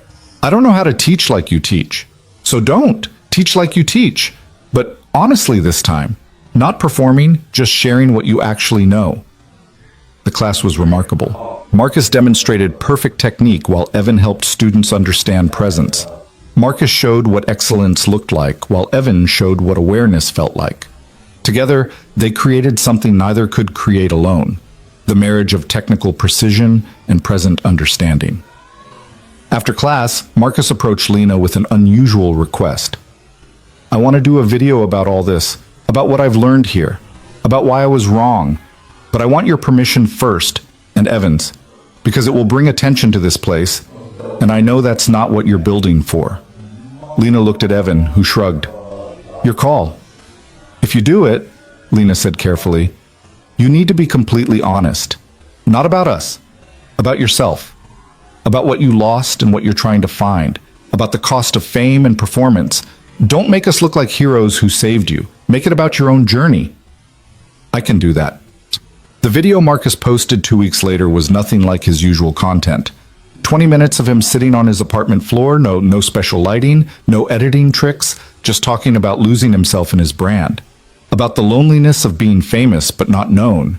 About finding teachers in unexpected places and learning that mastery might mean something different than he'd thought. He mentioned the Hartley Institute but didn't make it the focus. Mentioned Evan, but only as someone who taught me more by being present than I'd learned in years of competition. The video was raw and uncomfortable and deeply human. It got 500,000 views in the first week. The comments were split between people calling him brave and people calling him a sellout, but several comments stood out. I needed to hear this. This is the most real thing you've ever posted. Thank you for being honest. The video brought a wave of new students to the dojo, people searching for what Marcus had found. Lena had to hire 2 more instructors to handle the demand. She chose carefully, prioritizing people who valued presence over performance, who were willing to admit they were still learning, who could hold space for honest exploration instead of just demonstrating perfect technique. The Hartley Institute became something entirely different than what Lena had built 20 years ago. It was still rigorous. Students still learned technique and discipline. But now there was room for vulnerability too, room for questions without immediate answers, room for students to struggle and be supported rather than corrected into perfection. On a Saturday morning in early spring, exactly 1 year after the first seminar, Lena held another gathering. This time, 40 people showed up, masters and students, the original attendees and newcomers who'd heard about what was happening here. They filled the dojo, sitting in circles on the mats, ready for honest conversation. Lena opened with gratitude. A year ago, I thought I knew what mastery meant. I was wrong, or not wrong exactly, incomplete. I'd learned how to be perfect. I hadn't learned how to be whole. And the difference between those two things is everything. Martin raised his hand. Can we talk about what this year has cost? Because I don't think we're being honest if we only talk about growth. There have been losses too. Absolutely. Who wants to start? Anna spoke first. I lost friends. People who trained with me for years got uncomfortable when I stopped caring about rank and competition. They thought I was giving up. They couldn't understand that I was actually finding something more valuable. Marcus went next. I lost income. A lot of income. My agent dropped me. Several sponsors ended their contracts. When you stop performing the way people expect, there are consequences. Do you regret it? Someone asked. Marcus considered. No, I regret that it was necessary. That we've built a martial arts culture where honesty costs you professionally, but I don't regret choosing substance over flash. Evan, sitting with Caleb as always, added his voice. I lost my invisibility. That might sound strange, but being invisible was safe. Nobody expected anything from me. Nobody judged me. When Lena asked me to step into visibility, to teach, to be seen, that was terrifying. Some days it still is. But you're happier, Caleb said. You smile more. You cry more too, but in a good way. Yeah, buddy, I'm happier, scared and happy at the same time. Lena listened to people share their losses and their gains, the complexity of transformation, the reality that growth meant sacrifice. But it was sacrifice chosen consciously, with open eyes, rather than sacrifice demanded by armor and fear. Susan Park, who'd brought her youth program students, spoke near the end. I want you all to know what this has meant for my kids. These teenagers who've had to be so hard to survive, they're learning they can be soft sometimes. That strength has room for tears. That discipline doesn't mean destroying yourself. 3 of them told me this week that this program saved their lives. Not because we taught them to fight, because we taught them how to be present in their own skin. The room fell silent, everyone understanding the profound weight of that statement. This wasn't just about better martial arts instruction. It was about teaching a different way of being human, one that valued wholeness over perfection, presence over performance, honest struggle over impressive facade. As the gathering wound down, people exchanged contact information and made plans to stay connected. The movement was growing, spreading to other cities, other schools, other teachers who were ready to question what they'd been taught about mastery. After everyone left, Lena stood in her dojo with Evan and Caleb, looking at the space that had been transformed by their presence. Do you think this will last? She asked. Or will it eventually get corrupted or commercialized or turned into another thing people perform instead of practice? Probably both, Evan said. Things grow and change. Some of what we're doing will be preserved, some will be lost. Some will be twisted into something we didn't intend. That's how movements work. That's unsatisfying. True things usually are. They don't give us the certainty we crave. Caleb had been drawing the gathering, his sketchbook filled with images of people in conversation, people being real, people slowly removing their armor. Now he held up a new drawing, the 3 of them standing together in the center of the mat, not in any martial arts stance, just standing, being present, being real. This is my favorite one, he said. Why? Lena asked. Because nobody's fighting. Nobody's trying to be impressive. You're just there, together. That's what everything was about, right? Learning how to just be there. Out of the mouths of babes, Lena thought, remembering Martin's comment a year ago. This 8-year-old understood what many adults spent lifetimes missing. That presence was the point. Not achievement, not recognition, not perfection. Just the practice of being fully alive in each moment, armored or not, scared or not, certain or not. Can I keep this one? Lena asked. Caleb nodded and tore the page carefully from his book. You should hang it where you see it every day, to remember. Lena took the drawing like the gift it was. She had a collection of Caleb's sketches now, documenting her transformation from armored master to emerging human. She kept them all in her office, a visual record of the journey from untouchable to real. That evening, after Evan had finished his cleaning, he still insisted on doing it himself, said it kept him grounded. Lena walked him and Caleb to their car. The Seattle sky was doing that thing it did in spring, painting clouds in shades of pink and gold, the day releasing into night with soft grace. "Thank you," Lena said, "for everything, for seeing me, for teaching me, for being patient while I slowly figured out what you knew from the beginning." "I didn't know anything from the beginning," Evan corrected gently. "I was just lost in a different direction than you were. We helped each other find a path forward." "That's generous." "It's true. You think you learned from me, but I learned from you too. You showed me I could be visible without being vulnerable to attack, that I could contribute without sacrificing my peace, that teaching didn't have to mean returning to competition and performance.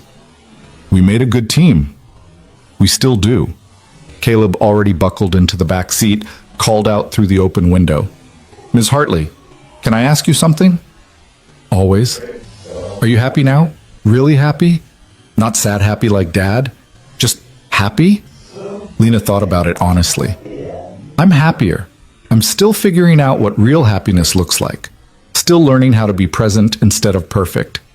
But I'm not fighting with myself anymore. That's something." "That's everything," Caleb said seriously. "Fighting with yourself is the worst kind of fighting because you always lose."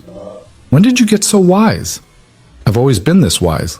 Adults just don't usually listen to kids." Evan laughed. "He's right about that. Come on, buddy. Time to go home." As they drove away, Lena stood in the parking lot watching taillights disappear into Seattle traffic. She thought about the girl she'd been at 20, just starting her martial arts journey, so hungry to prove herself, to be exceptional, to be untouchable. If she could go back and tell that girl anything, what would she say? Probably that untouchable wasn't the goal. That armor was expensive. That the thing she'd spent 20 years chasing wasn't the thing she actually needed.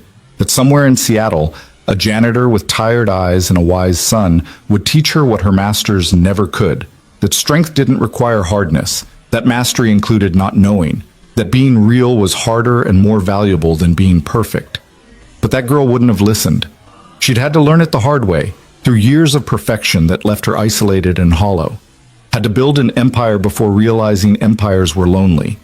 Had to become untouchable before understanding that being touched, by honest connection, by vulnerable conversation, by a child's drawing that saw through her armor, was what made life worth living. Lena walked back into her dojo, this space that was no longer just hers, but belonged to everyone who practiced presence here.